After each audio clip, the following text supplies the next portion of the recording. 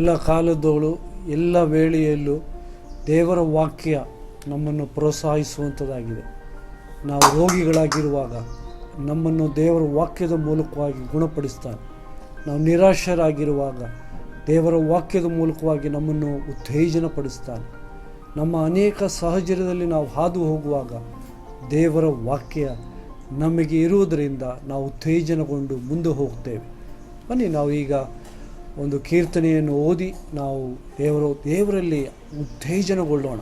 1ನೇ ಕೀರ್ತನೆಯನ್ನು ನಾವು ಓದಿಕೊಳ್ಳೋಣ. ಯಾವನು ದುಷ್ಟರ ಆಲೋಚನೆಯಂತೆ ನಡೆಯದೆ, ಪಾಪಾತ್ಮರ ಮಾರ್ಗದಲ್ಲಿ ನಿಂತುಕೊಳ್ಳದೆ, ಧರ್ಮ ನಿಂದಕರೊಡನೆ ಕೂತುಕೊಳ್ಳದೆ, ಯೆಹೋವನ ಧರ್ಮಶಾಸ್ತ್ರದಲ್ಲಿ ಆನಂದ ಪಡುವವನಾಗಿ ಅದನ್ನೇ ಹಗಲಿರುಳು ಧ್ಯಾನಿಸುತ್ತಿರುವವನು ಅವನು ಎಷ್ಟೋ ಧನ್ಯನು. ಅವನು ನೀರಿನ ಕಾಲುವೆ ಬಳಿಯಲ್ಲಿ ಬೆಳೆದಿರುವ ಮರದ ಹಾಗಿರುವನು.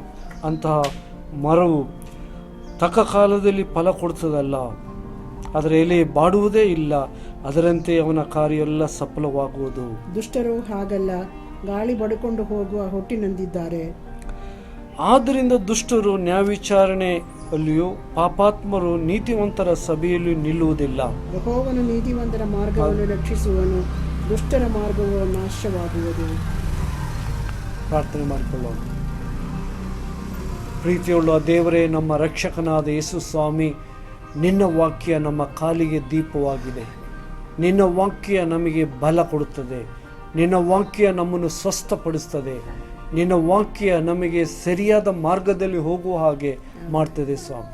ನಾವು ಓದಿದ ಹಾಗೆ ದೇವರೇ, ನಿನ್ನ ಜನರನ್ನು ಸಹಾಯ ಮಾಡಪ್ಪ. ನಿನ್ನ ವಾಕ್ಯದಿಂದ ಒಳ್ಳೆಯದನ್ನು ಗುರುತಿಸಿಕೊಳ್ಳುವ ಹಾಗೆ, ನಿನ್ನ ವಾಕ್ಯವನ್ನು ತೆಗೆದುಕೊಂಡು ಕಾಲಿಗೆ ದೀಪವಾಗಿ ಕರ್ತನೆ ನಡೆಸುವ ಹಾಗೆ ಸಹಾಯ ಮಾಡು.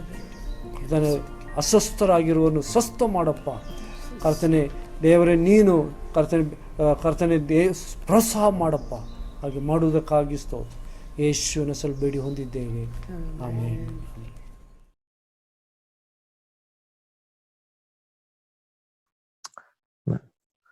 Praise the Lord. ದೇವರ ನಾಮಕ್ಕೆ ಸ್ತೋತ್ರವಾಗಲಿ. We thank God for another opportunity that God has given us, that we can come together through this medium and worship God together. ಈ ಮಾಧ್ಯಮದ ಮೂಲಕ ಮತ್ತೊಂದು ಬಾರಿ ನಾವು ದೇವರನ್ನು ಆರಾಧಿಸುವುದಕ್ಕೆ, ನಿಮ್ಮ ಮನೆಗಳಿಗೆ ಬರುವುದಕ್ಕೆ ದೇವರು ಕೊಟ್ಟ ಅವಕಾಶಕ್ಕಾಗಿ ದೇವರಿಗೆ ವಂದನೆಯನ್ನು ಸಲ್ಲಿಸುತ್ತೇವೆ. Amen. God is still with us. He loves us. He cares about our lives, and He is still in the process of building our lives and families. ದೇವರು ನಮ್ಮೊಟ್ಟಿಗಿದ್ದಾನೆ ಮತ್ತು ಆತನು ನಮ್ಮ ಜೀವಿತವನ್ನು ಕಟ್ಟುವುದರಲ್ಲಿ, ನಮ್ಮನ್ನು ಮುಂದೆ ನಡೆಸುವುದರಲ್ಲಿ ಆತನು ತನ್ನ ಕೆಲಸವನ್ನು ತೊಡಗಿಸಿದ್ದಾನೆ. When we look around, we still see the effects of darkness. We still see suffering and pain and death all around us. ನಮ್ಮ ಸುತ್ತಮುತ್ತಲು ನಾವು ನೋಡುವಾಗ ಅನೇಕ ತರದ ಮರಣಗಳು, ರೋಗಗಳು, ಹೆದರಿಕೆಗಳು ಎಲ್ಲ ನಮ್ಮ ಸುತ್ತಮುತ್ತಲು ಇದೆ. But we know from God's word that God is with us. ಆದರೆ ದೇವರ ವಾಕ್ಯದ ಮೂಲಕವಾಗಿ ನಮಗೆ ಗೊತ್ತಿದೆ, ದೇವರು ನಮ್ಮೊಟ್ಟಿಗಿದ್ದಾನೆ. Even from the last 2 weeks, God has been speaking to us how we are secure and protected in Jesus Christ. ಕಳೆದ ವಾರ ನಾವು ನೋಡ್ತಾ ಇದ್ದೀವಿ, ಯೇಸು ಕ್ರಿಸ್ತನಲ್ಲಿ ನಾವು ಹೇಗೆ ಸಂರಕ್ಷಿಸಲ್ಪಟ್ಟಿದ್ದೇವೆ, ನಾವು ಬದ್ಧವಾಗಿದ್ದೇವೆ ಎಂಬುದಾಗಿ ನೋಡಿಕೊಂಡಿದ್ದೇವೆ. We also saw from the life of the disciples as they were traveling in the boat and when they encountered storms and they thought they were going to die, but because Jesus was with them, He protected them, He saved them, and he took them over to the shore. ನಾವು ನೋಡಿದೀವಿ ಶಿಷ್ಯರ ಜೀವಿತದಲ್ಲಿ ಹೇಗೆ ದೇವರು ಅವರ ಜೀವಿತವನ್ನು ಸಂರಕ್ಷಿಸಿದನು, ಮತ್ತೆ ಮುಂದೆ ಹೋಗೋದಕ್ಕೆ ಅವರಿಗೆ ಸಹಾಯ ಮಾಡಿದನು. ಯೇಸು ಕ್ರಿಸ್ತನು ಅವರ ಒಟ್ಟಿಗೆ ಇದ್ದದ್ರಿಂದ, ಅವರ ಹಡಗಿನಲ್ಲಿ ಇದ್ದಿದ್ರಿಂದ ದೇವರು ಆ ಬಿರುಗಾಳಿಯನ್ನು, ತೆರೆಗಳನ್ನು ನಿಲ್ಲಿಸಿ ಅವರ ಜೀವಿತವನ್ನು ಮುಂದೆ ಹೋಗುವ ಹಾಗೆ ಹೇಗೆ ಸಹಾಯ ಮಾಡಿದನೆಂಬುದಾಗಿ. He's the same Jesus with us this morning as well. ಅದೇ ಯೇಸು ಸ್ವಾಮಿ ಇವತ್ತು ಮುಂಜಾನೆಯಲ್ಲಿ ನಮ್ಮೊಟ್ಟಿಗೆ ಇದ್ದಾನೆ ಪ್ರಿಯರೇ. He is Emmanuel, God with us. ಆತನು ನಮ್ಮೊಟ್ಟಿಗೆ ಇರುವ ದೇವರು, ಆತನು ಇಮ್ಮಾನುವೇಲ್ ಆಗಿದ್ದಾನೆ. Amen. We also saw from the life of Noah and his family and how God saved Noah and his family, and protected them in the ark against the waters of judgment and destruction. ದೇವರು ನೋಹನ ಜೀವಿತದಲ್ಲಿಯೂ ಆ ನಾವೇ ಮೂಲಕವಾಗಿ ತನ್ನನ್ನು ತನ್ನ ಕುಟುಂಬವನ್ನು ತನ್ನ ಎಲ್ಲ ಪ್ರಾಣಿ ಪಕ್ಷಿಗಳನ್ನು ಹೇಗೆ ಆತ ಸಂರಕ್ಷಿಸಿದನು, ದೇವರ ಸಾನ್ನಿಧ್ಯ ಹೇಗೆ ಆತ ಅವರೊಟ್ಟಿಗೆ ಇತ್ತು ಎಂಬುದಾಗಿ ನಾವು ನೋಡಿಕೊಂಡ್ವಿ. But many times you and I, when we look at the situations and circumstances around us, we may get very disappointed and discouraged and fearful because of the time that it is going on for such a long time. This lockdown and this containment begins to have a sense of anxious and makes us worry, and we may also cause us to be fearful most times. ಸುತ್ತಮುತ್ತಲು ನೋಡುವಾಗ ನಮ್ಮ ಜೀವಿತದಲ್ಲಿ ಅನೇಕ ತರದ ಭಯ ಭೀತಿಯ ಮತ್ತು ರೋಗದ ಕಾರ್ಯಗಳು, ವೈರಸ್ಸಿನ ಕಾರ್ಯಗಳು ಎಲ್ಲ ನಾವು ನೋಡುವಾಗ ನಮ್ಮ ಜೀವಿತದಲ್ಲಿಯೂ ನಾವು ಅಕಸ್ಮಾತ್ತಾಗಿ ಭಯ ಭೀತಿಯನ್ನು ಹೊಂದುವಂತ ಸಾಹಚರ್ಯಗಳು ನಮ್ಮ ಜೀವಿತದಲ್ಲಿ ಬರುವುದು ಸಹಜ. And we may be asking God, how long is this situation going to last? ನಾವು ದೇವರಿಗೆ ಕೇಳ್ತಾ ಇರಬಹುದು, ಈ ಸನ್ನಿವೇಶಗಳು ಎಷ್ಟು ದಿವಸ ಮುಂದುವರಿತದೆ ದೇವರೇ ಎಂಬುದಾಗಿ. Dear people of God, if you look at the life of Noah and his family, ನಾವು ನೋಹನ ಮತ್ತು ಅವನ ಕುಟುಂಬದ ಜನರ ಜೀವಿತ ನೋಡುವಾಗ, we also saw 2 weeks back when we were sharing, we said that Noah and his family were in the ark for almost a year. They were locked down in the ark. ನಾವು ನೋಡಿದೀವಿ ಏನಂತ ಹೇಳಿದ್ರೆ, ನೋಹ ಮತ್ತು ಅವನ ಕುಟುಂಬದವರು ಆ ನಾವೆಯಲ್ಲಿ 1 ವರ್ಷದ ಕಾಲ ಲಾಕ್ ಡೌನ್ ಅಲ್ಲಿ ಇದ್ದರು ಎಂಬುದಾಗಿ ನಾವು ನೋಡಿದೀವಿ. But if you read the Bible says that it rained only for 40 days and 40 nights. ಆದ್ರೆ ನಾವು ದೇವರ ವಾಕ್ಯ ಓದುವಾಗ ಹಗಲು ರಾತ್ರಿ 40 ದಿವಸ ಮಳೆ ಆಗಿದ್ದಷ್ಟೇ. But after 40 days Noah did not get off the ark. ಆದ್ರೆ 40 ದಿವಸ ಆದ್ಮೇಲೆ ನೋಹನು ನಾವೆಯೊಳಗಿಂದ ಹೊರಗೆ ಬರಲಿಲ್ಲ. The Bible tells us, though it rained for 40 days and 40 nights, the water continued to remain on the face of the earth for many, many months. And so we come to see that by the time Noah gets off the ark, he's already been there in the ark for almost 1 year, 365 days. ನಾವೆಲ್ಲಿ ನೋಹನು 40 ದಿವಸ ಹಗಲು ರಾತ್ರಿ ಮಳೆ ಆಗಿದ್ದಷ್ಟೇ. ಆದ್ರೆ ನೀರು ಇಳಿಯದ ಕಾರಣ ಅನೇಕ ತಿಂಗಳುಗಳವರೆಗೆ ನೋಹನು ಕುಟುಂಬದವರು ಆ ನಾವೆಯಲ್ಲಿಯೇ ಲಾಕ್ ಡೌನ್ ಹಾಗೆ ಇದ್ದರು ಎಂಬುದಾಗಿ ನಾವು ನೋಡಿದೀವಿ. If you have to think about it, with 40 days, everyone who had to perish and die were already perished and dead. But God was not in a hurry. And I think Noah was also not in a hurry to get off the ark. ಆದ್ರೆ ನಾವು ನೋಡ್ತೇವೆ ಅಂತ ಹೇಳಿದ್ರೆ 40 ದಿವಸ ರಾತ್ರಿ ಹಗಲು ಮಳೆ ಆದ್ರಿಂದ ಹೊರಗಿದ್ದಂತ ಜನ, ಲೋಕದಲ್ಲಿ ಇದ್ದಂತ ಜನ ಎಲ್ಲ ಮುಳುಗಿ ಸತ್ತು ಹೋದ್ರು. ಆದ್ರೆ ದೇವರು ಸಹ ಅವಸರ ಪಡ್ಲಿಲ್ಲ ನೋಹನನ್ನು ನಾವೆಯೊಳಗಿಂದ ಕರ್ಕೊಂಡು ಹೊರಗೆ ಬರುವುದಕ್ಕೆ. ನೋಹನು ಸಹ ಅವಸರದಿಂದ ಹೊರಗೆ ಬರುವುದಕ್ಕೆ ಪ್ರಯತ್ನ ಮಾಡಲಿಲ್ಲ. If God wanted to bring Noah and his family out of the ark, maybe after 40 days of rain, after everything was perished and destroyed outside, he could have brought a big wind and dried up the water from the face of the earth, and he could have brought Noah and his family and also all the animals outside from the ark. ದೇವರು ಬೇಕಾದ್ರೆ 40 ದಿವಸ ಮಳೆ ಆದ ನಂತರ, ಮಳೆ ನಿಂತ ನಂತರ ನೋಹನನ್ನು ಮತ್ತೆ ಅವನ ಕುಟುಂಬಗಳನ್ನು ಹೊರಗೆ ತರಬಹುದಾಗಿತ್ತು. ಒಂದು ಬಿರುಗಾಳಿಯನ್ನು ತಂದ್ಬಿಟ್ರೆ ನೀರೆಲ್ಲ ಬತ್ತಿ ಹೋಗ್ತಿತ್ತು. ಆದ್ರೆ ದೇವರು ಅವಸರದಿಂದ ಏನು ಮಾಡ್ಲಿಲ್ಲ.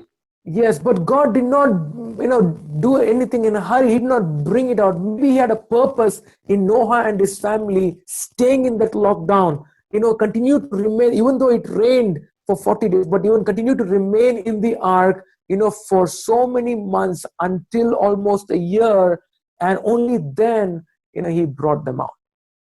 ದೇವರು ನೋಹನನ್ನು ಕುಟುಂಬವನ್ನು 40 ದಿವಸ ಮಳೆ ನಿಂತ ನಂತರ ಅವರನ್ನು ಹೊರಗೆ ತರುವುದಕ್ಕೆ ಅವಸರ ಪಡ್ಲಿಲ್ಲ. ಯಾಕಂತ ಹೇಳಿದ್ರೆ ದೇವರು ಅವರನ್ನು ಅವಸರದಿಂದ ಹೊರಗೆ ತರಲಿಲ್ಲ. ಯಾಕಂದ್ರೆ ದೇವರಿಗೆ ಎಲ್ಲ ರೀತಿಯು ಕ್ರಮವಾಗಿ ಆತನ ಎಲ್ಲ ಸಂಗತಿಯನ್ನು ಮಾಡ್ಬೇಕೆಂಬುದಾಗಿತ್ತು.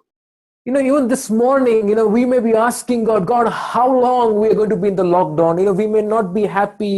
We may have a lot of things going on. We just want to get out to the normal, and but if God did not hurry in the case of Noah's time, God may not hurry even in our times. ನಾವು ತಿಳ್ಕೋಬೇಕು ಪ್ರಿಯರೇ, ಇವತ್ತು ನೋಹನ ಸಮಯದಲ್ಲಿ ದೇವರು ನೋಹನನ್ನು ಅವನ ಕುಟುಂಬವನ್ನು 40 ದಿವಸ ಆದ್ಮೇಲೆ ಆತನ ಅವಸರದಿಂದ ಅವನನ್ನು ಹೊರಗೆ ತರುವುದಕ್ಕೆ ಪ್ರಯತ್ನ ಮಾಡಲಿಲ್ಲ. ಅದೇ ದೇವರು ಇವತ್ತು ನಮ್ಮ ಜೀವಿತದಲ್ಲಿಯೂ ಸಹ ಈ ಲಾಕ್ ಡೌನ್ ಇಂದ ಹೊರ ತರುವುದಕ್ಕೆ ಯಾವ ಅವಸರವನ್ನು ಮಾಡ್ತಾ ಇಲ್ಲ. ಅದು ಕ್ರಮವಾಗಿ ಎಲ್ಲವನ್ನು ಒಳ್ಳೆಯದಾಗಿ ಮಾಡುವುದಕ್ಕೆ ಆತನು ಪ್ರಯತ್ನಿಸ್ತಾನೆ. But now, like Noah and his family, we and our families are in a lockdown. Let's allow, what God has been saying to us, what God wants to do with our lives. Let's allow God, to do what he wants to do in our lives. Just like how Noah and his family allowed God to do what he wanted to do in their lives during that lockdown period. ಅದೇ ರೀತಿಯಲ್ಲಿ ಪ್ರಿಯರೇ, ಇವತ್ತು ನೋಹನ ಜೀವಿತದಲ್ಲಿ ನಾವು ನೋಡುವಾಗ ಇವತ್ತು ಈ lock down ಅಲ್ಲಿ ನಾವು ಎಷ್ಟು ದಿವಸ ಮುಂದುವರಿತೇವೆ ಎಂಬುದಾಗಿ ಅನೇಕ ರೀತಿಯಲ್ಲಿರುವಂತಹ ಕಳವಳವು ನಮ್ಮ ಜೀವಿತದಲ್ಲಿ ಇದೆ. ಆದ್ರೆ ನಾವು ದೇವರಿಗೆ ಒಪ್ಪಿಸಿಕೊಡೋಣ. ದೇವರು ಈ ಲಾಕ್ ಡೌನ್ ನಿಂದ ನಮ್ಮೊಡನೆ ಏನು ಮಾತಾಡ್ತಾ ಇದ್ದಾನೆ, ನಮಗೆ ಏನು ತೋರಿಸಿಕೊಡ್ತಾ ಇದ್ದಾನೆ ಎಂಬ ಗಮನವನ್ನು ನಾವು ದೇವರ ಕಡೆಗೆ ನೋಡೋಣ. ಈ ಲಾಕ್ ಡೌನ್ ಇಂದ ಹೊರಬರುವುದಕ್ಕಾಗಿ ನಾವು ಅವಸರ ಪಡೋದು ಬೇಕಾಗಿಲ್ಲ. Amen. And think about all the animals that were there in the ark. Shri ನಾವಿಲ್ಲಿದ್ದಂತ ಪ್ರಾಣಿ ಪಕ್ಷಿಗಳಿಗೆ ಏನಾಯ್ತು ಎಂಬುದ. If I think about it, I think, did Noah really carry so much of supplies to feed not just him and his family for a year, but also for all the animals? Did he really carry so much food for all the animals to last for a year? ಒಂದು ವರ್ಷದವರೆಗೆ ನೋಹನು ಅವನ ಕುಟುಂಬಕ್ಕೂ ಬೇಕಾದ ಆಹಾರ ಧಾನ್ಯಗಳನ್ನು ಆತನು ತಗೊಂಡು ಹೋಗಿದ್ನ, ಅಥವಾ ಈ ಪ್ರಾಣಿಗಳಿಗೆ ಪಕ್ಷಿಗಳಿಗೆ ಬೇಕಾದ ಒಂದು ವರ್ಷಕ್ಕೆ ಬೇಕಾದ ಎಲ್ಲ ಆಹಾರ ಸಾಮಗ್ರಿಗಳು ಅವರಿಗೆ ಇತ್ತ? I don't know, I'm not sure, but I believe that God was doing a miracle inside the ark and trying to multiply the food, not only for Noah and his family, but for all the animals that were sheltered and locked down with Noah. ವರ್ಷದ ಕಾಲ ಈ ನಾವೆಯೊಳಗೆ ದೇವರು ಆಹಾರ ಧಾನ್ಯಗಳನ್ನು ಅದ್ಭುತವಾಗಿ ಅದನ್ನು ಹೆಚ್ಚಿಸ್ತಾ ಬಂದ. ಅವರಿಗೆ ಯಾವ ಕೊರತೆ ಇಲ್ಲದ ಒಂದು ವರ್ಷವರೆಗೆ ಅವರಿಗೆ ಸಾಕಷ್ಟಾಗಿ ಇರುವುದಕ್ಕೆ ನೋಹನಿಗೂ ಪ್ರಾಣಿ ಪಕ್ಷಿಗಳಿಗೆ ಎಲ್ಲ ಆತನು ಒದಗಿಸಿಕೊಟ್ಟನು. Amen. So God not only protected Noah and his family and the animals, but he was also faithful in providing all their needs, not only for Noah and his family, but also for all the animals and birds that were locked down with Noah. ದೇವರು ನೋಹನನ್ನು ಅವನ ಕುಟುಂಬವನ್ನು ನಾವೆಯೊಳಗೆ ಸಂರಕ್ಷಣೆ ಮಾಡಿದ ಮಾತ್ರವಲ್ಲ, ಅವರ ಜೀವಿತಕ್ಕೆ ಬೇಕಾದ ಎಲ್ಲ ಕಾರ್ಯಗಳನ್ನು ಒಂದು ವರ್ಷಕ್ಕೆ ಬೇಕಾದ ಎಲ್ಲ ಸಂಗತಿಯನ್ನು ಕಡಿಮೆ ಇಲ್ಲದೆ ಒದಗಿಸಿಕೊಟ್ಟನು, ಮತ್ತೆ ಪ್ರಾಣಿ ಪಕ್ಷಿಗಳಿಗೂ ಒದಗಿಸಿಕೊಟ್ಟನು ಎಂಬುದಾಗಿ ನೋಡ್ತೇವೆ. Amen. So the same God of Noah, how he protected Noah and his family and how he provided for them, he will also protect you and your family, and he will also be faithful to provide for us and our families during this lockdown. ಏನಾದ್ರು ತಿಳ್ಕೊಳ್ಬೇಕು, ನಂಬಬೇಕೇನೆಂದ್ರೆ ನಾವಿಯೊಳಗೆ ನೋಹನ ಕುಟುಂಬಗಳನ್ನು ಪ್ರಾಣಿ ಪಕ್ಷಿಗಳನ್ನು ಆತನು ಸಂರಕ್ಷಿತ ಮಾತ್ರವಲ್ಲ, ಅವರಿಗೆ ಬೇಕಾದ ಎಲ್ಲ ಸಾಮಗ್ರಿಗಳನ್ನು ಒಂದು ವರ್ಷ ಆತನು ಒದಗಿಸಿಕೊಂಡ ಹಾಗೆ ಇವತ್ತು ನಮ್ಮನ್ನು ಸಹ ಆತನು ಸಂರಕ್ಷಿಸುವುದು ಮಾತ್ರವಲ್ಲ, ನಮಗೆ ಬೇಕಾದ ಈ ಲಾಕ್ ಡೌನ್ ಅಲ್ಲಿ ಬೇಕಾದ ಎಲ್ಲ ಕಾರ್ಯಗಳನ್ನು ಒದಗಿಸಿಕೊಡುವುದಕ್ಕೂ ಅದೇ ದೇವರು ನಮಗೆ ಇವತ್ತು ಸಿದ್ಧನಾಗಿದ್ದಾನೆ. Amen. Amen. Hallelujah. Yes, Hallelujah. we have the same. The God of Noah is our God this morning. ನೋಹನ ದೇವರು ಇವತ್ತು ಮುಂಜಾನೆಯಲ್ಲಿ ನಮ್ಮ ದೇವರು ಸಹ ಆಗಿದ್ದಾನೆ. Even in this lockdown, he will protect us. ಇಂತಹ ಒಂದು ಲಾಕ್ ಡೌನ್ ಅಲ್ಲಿ ದೇವರು ನಮ್ಮನ್ನು ಸಂರಕ್ಷಿಸ್ತಾನೆ. He will provide for us just like he provided for Noah and his family and all the animals. ನೋಹನಿಗೂ ಮತ್ತೆ ಎಲ್ಲ ಪ್ರಾಣಿ ಪಕ್ಷಿಗಳಿಗೂ ಹೇಗೆ ಒಂದು ವರ್ಷ ಅವರಿಗೆ ಬೇಕಾದನ್ನೆಲ್ಲ ಒದಗಿಸಿಕೊಟ್ಟು ಹಾಗೆ ನಮಗೂ ಸಹ ಒದಗಿಸಿಕೊಡುವನಾಗಿದ್ದಾನೆ. Just like how God sustained Noah and his family, he is faithful and he will sustain us and our families. ನೋಹನನ್ನು ಮತ್ತೆ ಅವನ ಕುಟುಂಬವನ್ನು ಆ ಪ್ರಾಣಿ ಪಕ್ಷಿಗಳನ್ನು ನಂಬಿಗಸ್ತನಾಗಿ ಹೇಗೆ ಎಲ್ಲ ಕಾರ್ಯಗಳನ್ನು ಕ್ರಮವಾಗಿ ಮಾಡಿದನೋ ಹಾಗೆ ಇವತ್ತು ಸಹ ನಮ್ಮ ಜೀವಿತದಲ್ಲಿ ಮಾಡ್ತಾನೆ ಪ್ರಿಯರೇ. But if God did not hurry in bringing Noah out, and in case he does not hurry in bringing us out of this lockdown, then there is something else that God wants to build or in our lives and in our families during this lockdown period. ದೇವರು ನೋಹನನ್ನು ಅವನ ಕುಟುಂಬವನ್ನು 40 ದಿವಸ ಆದ್ಮೇಲೆ ಅವಸರದಿಂದ ಹೊರ ತರುವುದಕ್ಕೆ ಆತನು ಪ್ರಯತ್ನ ಮಾಡ್ಲಿಲ್ಲ. ಹಾಗೆ ಇವತ್ತು ಈ ಲಾಕ್ ಡೌನ್ ಅಲ್ಲಿ ನಮ್ಮ ಜೀವಿತದಲ್ಲಿಯೂ ಸಹ ದೇವರು ನಮ್ಮನ್ನು ನಮ್ಮನ್ನು ಆತನು ಹೊರತರುವುದಕ್ಕೆ ಆತನು ಪ್ರಯತ್ನಿಸ್ತಾ ಇಲ್ಲ. ಆದ್ರೆ ಕೆಲವು ಸಂಗತಿಗಳನ್ನು ನಮ್ಮ ಜೀವಿತದಲ್ಲಿ ಕಲಿಸುವುದಕ್ಕೂ ಮಾಡುವುದಕ್ಕೂ ತರಬೇತಿ ಕೊಡುವುದಕ್ಕೂ ಕಲಿಯುವುದಕ್ಕೂ ನಮ್ಗೆ ದೇವರು ಸಹಾಯ ಮಾಡ್ತಾ ಇದ್ದಾನೆ. Yes, let's continue to pray. If God would end this, praise God. But if God would not end this, and if we continue to be in a state like this for a longer time, then God wants to do something in our lives. So let's allow God, to build into our lives, to build into our families, what He wants to build in us. ಈ corona virus ಇದು ಬೇಗ ಮುಗಿಯುವುದಿಲ್ಲ, ಇನ್ನು ಇದು ಮುಂದುವರಿಯುತ್ತದೆ ಎಂಬುದಾಗಿ ಹೇಳುವುದಾದ್ರೆ ನಾವು ತಿಳ್ಕೊಳ್ಬೇಕೇನಂದ್ರೆ ದೇವರಿಗೆ ನಮ್ಮ ಕುಟುಂಬವನ್ನು ನಮ್ಮ ಜೀವಿತವನ್ನು ಕಟ್ಟುವುದಕ್ಕೂ ಕಲಿಸುವುದಕ್ಕೂ ಕೆಲವು ಸಂಗತಿಗಳು ಇದೆ ಎಂಬುದಾಗಿ ನಾವು ತಿಳ್ಕೊಳ್ಬೇಕು. Amen. It may be, yes, it is very inconvenient. It is having a lot of challenges, but God is with us. ಅನೇಕ ಸವಾಲುಗಳಿದೆ, ಅನೇಕ ರೀತಿಯಲ್ಲಿರುವಂತಹ ಕಾರ್ಯಗಳು ನಾವು ಎದುರಿಸಬೇಕು, ಮಾಡಬೇಕು, ಇದೆಲ್ಲ ಇದೆ ಕರೆಕ್ಟ್. ಆದ್ರೆ ದೇವರು ಎಲ್ಲದಕ್ಕೂ ನಿಯಂತ್ರಣವುಳ್ಳವನಾಗಿದ್ದಾನೆ, ಉದ್ದೇಶವುಳ್ಳವನಾಗಿದ್ದಾನೆ. Amen. And therefore, let's not despise this time. I think this is a very special time, that we are living in this, in a sense of lockdown, where we are living, we are locked down with our families in our homes, and I think it's a very precious time. And let's allow God to use this time, to build something into our lives and our families. ಅದಕ್ಕೋಸ್ಕರವಾಗಿ ಇವತ್ತು ಈಗ ಈ lock down ಅಲ್ಲಿ ಇರುವುದಂದ್ರೆ ಒಂದು ಪ್ರತ್ಯೇಕವಾದ ಸಮಯವಾಗಿದೆ. ಆದ್ರಿಂದ ನಮ್ಮ ಜೀವಿತವನ್ನು, ನಮ್ಮ ಕುಟುಂಬದ ಜೀವಿತವನ್ನು, ನಮ್ಮ ಮಕ್ಕಳ ಜೀವಿತವನ್ನು ನಾವು ಯಾವ ರೀತಿಯಲ್ಲಿ ಕಟ್ಟಬೇಕೆಂಬುದಾಗಿ ದೇವರಿಂದ ನಾವು ಕಲಿತು ಮುಂದೆ ಹೋಗೋದಕ್ಕೆ ದೇವರು ನಮಗೆ ಸಹಾಯ ಮಾಡ್ಲಿ. Amen. Amen. So while we are with our families in our homes in this situation, let's not despise this time, but let's open our hearts and our minds to God and say, God, build in me, Lord, build my life, build us as a family, what you want to do in our lives, or what you want to build in and through us. ನಾವು ಈ lock down ಅಲ್ಲಿ ಇರುವಂತ ಸಮಯದಲ್ಲಿ ಇದು ಯಾಕೆ ಹಾಗೆ ಎಂಬುದಾಗಿ ಅಲ್ಲಗಳಿದೆ, ನಾವು ಗುಣಗುಟ್ಟದೆ ನಾವು ದೇವರ ಹತ್ರ ಪ್ರಾರ್ಥನೆ ಮಾಡೋಣ, ನಾವು ದೇವರ ಹತ್ರ ಕೇಳ್ಕೊಳ್ಳೋಣ. ಸ್ವಾಮಿ, ನನ್ನ ಮತ್ತು ನನ್ನ ಕುಟುಂಬ, ನನ್ನ ಜೀವಿತದಲ್ಲಿ ಏನನ್ನು ಕಟ್ಟುವುದಕ್ಕೆ ಇಷ್ಟಪಡ್ತೀಯೋ ಅದನ್ನು ಮಾಡಪ್ಪ ಎಂಬುದಾಗಿ ನಾವು ಅವನಿಗೆ ನಮ್ಮ ಜೀವಿತವನ್ನು ಆತನಿಗೆ ತೆರೆಯೋಣ, ನಾವು ಒಪ್ಪಿಸಿಕೊಡೋಣ ಪ್ರಿಯರೇ. Amen. And not just with our families now, but also God has put us all into as a church. So though we are not able to physically meet as a church, let's also remain connected with our spiritual church, so that we stay connected with our families. We also continue to stay connected with our church, the spiritual family that God has put us into.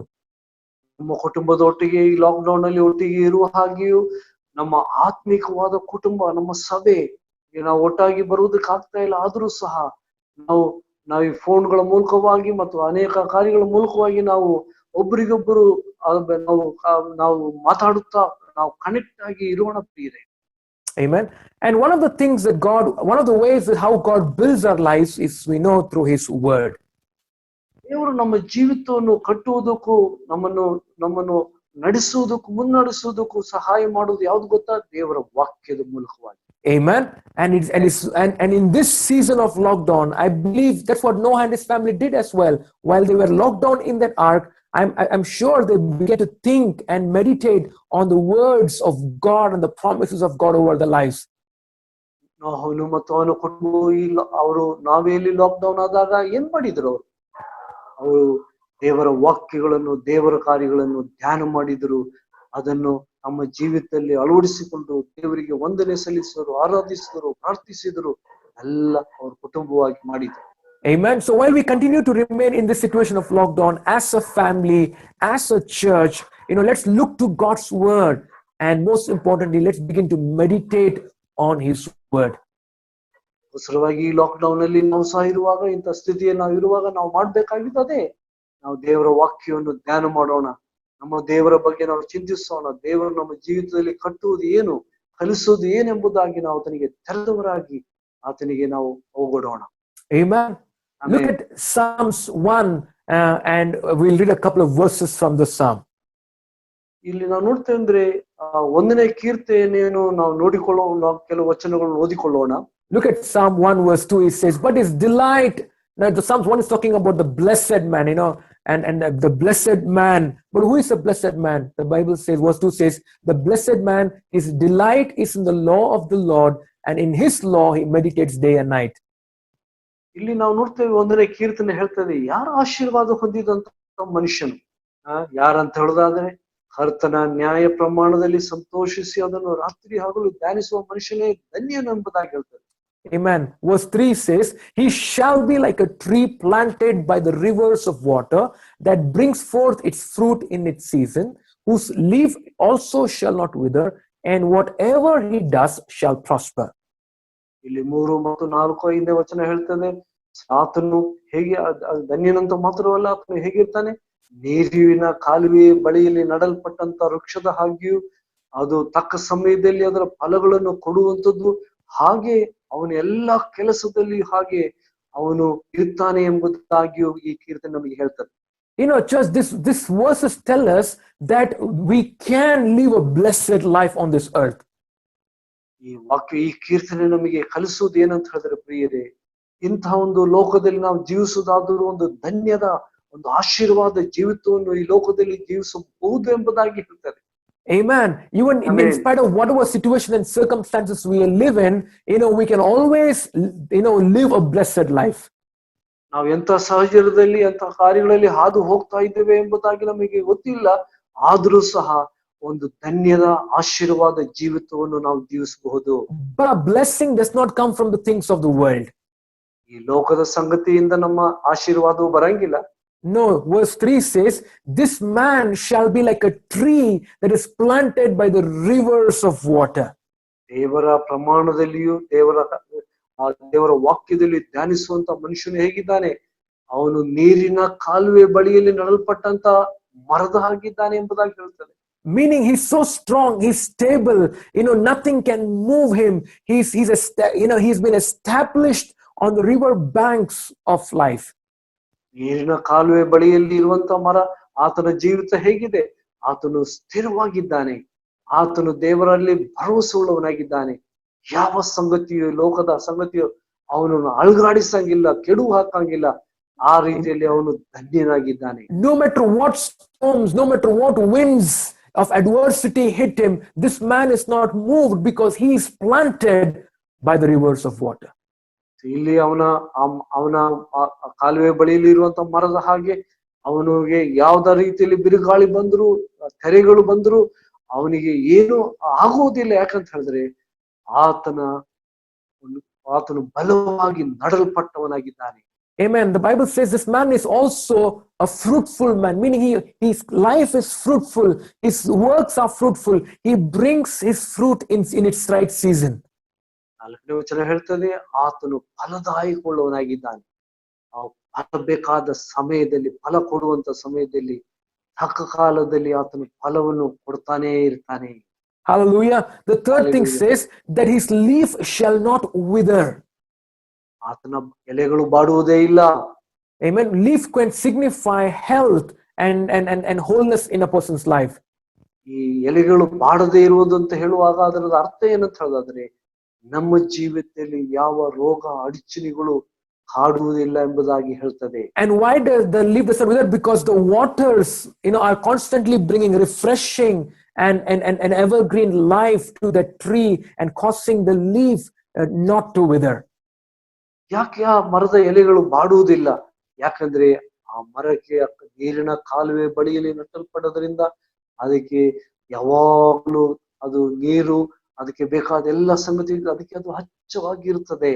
So therefore the tree is always constantly nourished and nurtured and stays evergreen. ಈ ಕಾಲುವೆ ಬಳಿಯಲ್ಲಿರುವ ನೀರು ಎಂಬುದಾಗಿ ಹೇಳುವುದಾದ್ರೆ, ನಮ್ಮ ಜೀವಿತದಲ್ಲಿ ನಮಗೆ ಬೇಕಾದ, ನಮ್ಮ ಜೀವಿತಕ್ಕೆ ಬೇಕಾದ ಎಲ್ಲ ರೀತಿಯಲ್ಲಿರುವಂತ ಕಾರ್ಯಗಳು ನಮಗೆ ಒದಗಿಸ್ತಾ ಇದೆ. ಅದಕ್ಕೆ ನಾವು ಆರೋಗ್ಯವಾಗಿ, ಬಲವುಳ್ಳವರಾಗಿ, ಕೊರತಿಲ್ಲದವರಾಗಿ ಬೆಳೆದು ಬರುವವರಾಗಿದ್ದೇವೆ. And then it says, whatever he does, he shall prosper. ಆಮೇಲೆ ಹೇಳ್ತದೆ 5ನೇ ವಚನದಲ್ಲಿ, ಆತನು ಏನೆಲ್ಲ ಕೈ ಹಾಕ್ತಾನೆ, ಏನೆಲ್ಲ ಕೆಲಸ ಮಾಡ್ತಾನೆ, ಎಲ್ಲ ಅಭಿವೃದ್ಧಿ ಆಗ್ತದೆ. Hallelujah. Oh, this man is truly a blessed man. ಯಾಕಂದ್ರೆ ಆ ಮನುಷ್ಯನೇ ನಿಜವಾಗ್ಲೂ ಧನ್ಯವುಳ್ಳ ಮನುಷ್ಯನು. He's planted, he's established, nothing can shake him or uproot him. ಆತನು ಚೆನ್ನಾಗಿ ನಡಲ್ಪಟ್ಟಿದ್ದಾನೆ, ಆತನ ಬೇರು ಚೆನ್ನಾಗಿ ದಡಗಿಳಿದಿದೆ. ಯಾವ ಸಂಗತಿಯು, ಯಾವ ಕಾರ್ಯವು, ಲೋಕದ ಕಾರ್ಯಗಳು ಅದನ್ನು ಗೆದರಿಸುವುದಿಲ್ಲ, ಅಲುಗಾಡಿಸುವುದಿಲ್ಲ. He's also fruitful. Whatever he puts his hand to, they bring fruit, and he's a fruitful man. He's a prosperous man. ಆತನು ಎರಡನೇದಾಗಿ ನಾವು ನೋಡ್ತೇವೆ, ಆತನು ಕೈ ಹಾಕಿದ ಎಲ್ಲಾ ಸಂಗತಿಗಳು ಆತನು ಫಲದಾಯಕವಾಗಿದ್ದಾನೆ. ಮತ್ತೆ ಮೂರನೇದಾಗಿ ನಾವು ನೋಡ್ತೇವೆ ಅಂದ್ರೆ ಆತನು ಫಲದಾಯಕವಾಗಿದ್ದು ಮಾತ್ರವಲ್ಲ, ಆತನು ಕೈ ಹಾಕಿದ ಎಲ್ಲ ಕೆಲಸಗಳು ಅಭಿವೃದ್ಧಿ ಆಗುವಂತದ್ದು ಆಗಿದೆ. And it's next it says that his leaf shall not wither, meaning he will stay constantly nourished and full of life. ಆತನ ಎಲೆಗಳು ಬಾಡುವುದಿಲ್ಲ, ಏನಂದ್ರೆ ನಿರಂತರವಾಗಿ ಆತನಿಗೆ ಬೇಕಾದನ್ನೆಲ್ಲ ಸಿಕ್ಕಿ ಆತನು ಬಲವಾಗಿ ಬೆಳೆದು ನಿಲ್ಲುವಂತವನಾಗಿದ್ದಾನೆ. And fourthly, whatever he does shall prosper. ನಾಲ್ಕನೇದಾಗಿ ನೋಡ್ತೇವೆ, ಅವನು ಮಾಡುವುದೆಲ್ಲ ಸಂಗತಿಗಳು ದೇವರ ಅಭಿವೃದ್ಧಿ ಪಡಿಸ್ತಾ ಇದ್ದಾನೆ. Hallelujah. You and I, Hallelujah. we can be like this blessed man and live our lives as blessed, like the Bible says here. ಈ ವಾಕ್ಯದಲ್ಲಿ ಹೇಳಿದ ಹಾಗೆ ನಾವು ಈ ಒಂದು ಆಶೀರ್ವಾದದ ಧನ್ಯದ ಜೀವಿತವನ್ನು ಜೀವಿಸಲು ಸಾಧ್ಯ. But what causes this man to be blessed in this nature? ಅವನು ಈ ಒಂದು ಕಾರ್ಯಗಳಲ್ಲಿ ಆತನಿಗೆ ಒಂದು ಆಶೀರ್ವಾದ ಧನ್ಯದ ಜೀವಿತ ಜೀವಿಸುವುದಕ್ಕೆ ಮಾಡಬೇಕಾಗಿದ್ದು ಏನಾಗಿದೆ? That says in verse 2. ಎರಡನೇ ವಚನ ಹೇಳ್ತದೆ, it says and his delight is in the law of the Lord, and on his law he meditates day and night. ಇಲ್ಲಿ ಎರಡನೇ ವಚನ ಹೇಳ್ತದೆ, ಕರ್ತನ ನ್ಯಾಯ ಪ್ರಮಾಣದಲ್ಲಿ ಸಂತೋಷಿಸಿ ಅದನ್ನು ರಾತ್ರಿ ಹಗಲು ಧ್ಯಾನಿಸುವ ಮನುಷ್ಯನಾಗಿದ್ದಾನೆ. Oh, the word is he meditates. This blessed man, the reason he stays blessed is because his delight is in God's word. God is his source. God's word is his priority, and he delights in God's word, and on that God's word he meditates day and night. ಈ ಮನುಷ್ಯನು ಧನ್ಯವಾದವನು ಮತ್ತೆ ಅಭಿವೃದ್ಧಿ ಹೊಂದಿದ ಮನುಷ್ಯನು ಆಗಿದ್ದಾನೆ. ಏನ್ ಕಾರಣ? ಆತನು ದೇವರ ವಚನವನ್ನು ಆತನು ಧ್ಯಾನಿಸುವನು, ಮತ್ತೆ ಅದನ್ನು ತನ್ನ ಜೀವಿತದಲ್ಲಿ ಅಳವಡಿಸಿಕೊಡುವನು ಆಗಿದ್ದರಿಂದ ಈ ಧನ್ಯತೆ ಅವನಲ್ಲಿ ಬರುವುದು. Hallelujah. When you look in the situation that we are living right now, when every day we get so much of news and so many different reports of how many are falling sick and how many are dying, the condition of the hospitals, and as we keep listening to all this news and listening, these things can really bring fear and anxiety and worry, in our hearts and minds. ಈ ಲೋಕದಲ್ಲಿ ನೋಡುವಾಗ ಅನೇಕ ಜನರು ಅನೇಕ ರೀತಿಯಲ್ಲಿ ಕಷ್ಟದಲ್ಲಿ, ಅನೇಕ ರೋಗದ ಅಡಚಣೆಯಲ್ಲಿ, ವೈರಸ್ಸಿನ ಅಧಿಕಾರದಲ್ಲಿ ಅನೇಕರು ಸಾಯ್ತಾ ಇದ್ದಾರೆ. ಅನೇಕರು ಅನೇಕ ರೀತಿಯಲ್ಲಿ ಅನೇಕ ಸಂಗತಿಯಲ್ಲಿ ಹಾದು ಹೋಗ್ತಾ ಇದ್ದಾರೆ. ಇದೆಲ್ಲ ಸಂಗತಿಗಳು ಇದೆ. And the more we think about it, the more fear enters our hearts and minds. ನಾವು ಇದನ್ನೇ ಧ್ಯಾನ ಮಾಡ್ತಾ ಹೋಗುದಾದ್ರೆ, ಇದನ್ನೇ ಚಿಂತಿಸೋದಾದ್ರೆ ಹೆಚ್ಚಾಗಿ ಭಯ ಭೀತಿ ನಮ್ಮ ಜೀವಿತದಲ್ಲಿ ಹೋಗ್ತಾ ಇದೆ. But God says you can be a blessed man. ಆ ರೀತಿಯಲ್ಲಿ ಇರೋದಾದ್ರೆ ನಾವೊಂದು ಧನ್ಯ ಜೀವನ ಮಾಡಕ್ ಆಗಂಗಿಲ್ಲ. No, but God says in this verse that we can live a blessed life. ಆದ್ರೆ ಈ ವಚನ ಕೀರ್ತನೆಯಲ್ಲಿ ದೇವರು ಹೇಳ್ತಾನೆ, ನಾವು ಇಂಥ ಸ್ಥಿತಿಗತಿಗಳಲ್ಲಿ ಇದ್ರೂ ಒಂದು ಧನ್ಯದ ಜೀವಿತವನ್ನು, ಆಶೀರ್ವಾದ ಜೀವಿತವನ್ನು ಜೀವಿಸಬಹುದು ಎಂಬುದಾಗಿ. In spite of the situation and circumstances around us, we can still live a blessed life. ನಮ್ಮ ಜೀವಿತದ ನಮ್ಮ ಸುತ್ತಮುತ್ತಲು ಎಂತ ಸಾಹಚರ್ಯವೇ, ಎಂತ ಸಂಗತಿಗಳೇ ಹಾದು ಹೋಗ್ತಾ ಇರಲಿ, ನಾವು ಒಂದು ಆಶೀರ್ವಾದ ಧನ್ಯದ ಜೀವಿತವನ್ನು ಜೀವಿಸಲು ಸಾಧ್ಯ ಎಂಬುದಾಗಿ. But the key to live a blessed life is in verse 2 where it says his delight is in the law of the Lord, or in the word of God, and on that word he meditates day and night. ಯಾವುದು ಆಶೀರ್ವಾದ ಧನ್ಯತೆ ಜೀವಿತ ತರುವುದು? ಕರ್ತನ ನ್ಯಾಯ ಪ್ರಮಾಣದಲ್ಲಿ ಸಂತೋಷಿಸಿ ಅದನ್ನೇ ರಾತ್ರಿ ಹಗಲು ಧ್ಯಾನಿಸುವವನಾಗಿದ್ದಾನೆ. Amen. And in fact, we see the same thing in Joshua's life as well. ಇಲ್ಲಿ ನಾವು ನೋಡ್ತೇವೆ ಅಂದ್ರೆ ಯೋಶುವನ ಜೀವಿತದಲ್ಲಿಯೂ ಸಹ ನಾವು ಅದನ್ನೇ ನೋಡುವರಾಗಿದ್ದೇವೆ. When Joshua took over the leadership of the entire nation of Israel from Moses, it was a huge and humongous task and responsibility. But this is what God told him, as he began, as he's ready to take over the responsibility. ಯೋಶುವನು ನಾವು ನೋಡ್ತೇವೆ, ಮೋಶೆ ತೀರಿ ಹೋದ ನಂತರ ಒಂದು ದೊಡ್ಡ ಜವಾಬ್ದಾರಿಕೆಯು ಈ ಇಸ್ರಾಯೇಲ್ ನಡೆಸಿಕೊಂಡು ಹೋಗುವಂತ ಜವಾಬ್ದಾರಿಕೆ ಯೋಶುವನ ಮೇಲೆ ಇತ್ತು. ಯೋಶುವನು ಮಾಡಿದ್ದೆ ಹೇಗೆ, ಅದನ್ನು ಹೇಗೆ ಮಾಡಿ ಸಾಧ್ಯ, ಅದೇ ಅವನು ಮಾಡಿದ. Look at Joshua chapter 1 and verse 8. ಯೋಶುವನು 1:8 ನಾವು ಓದಿಕೊಳ್ಳೋಣ.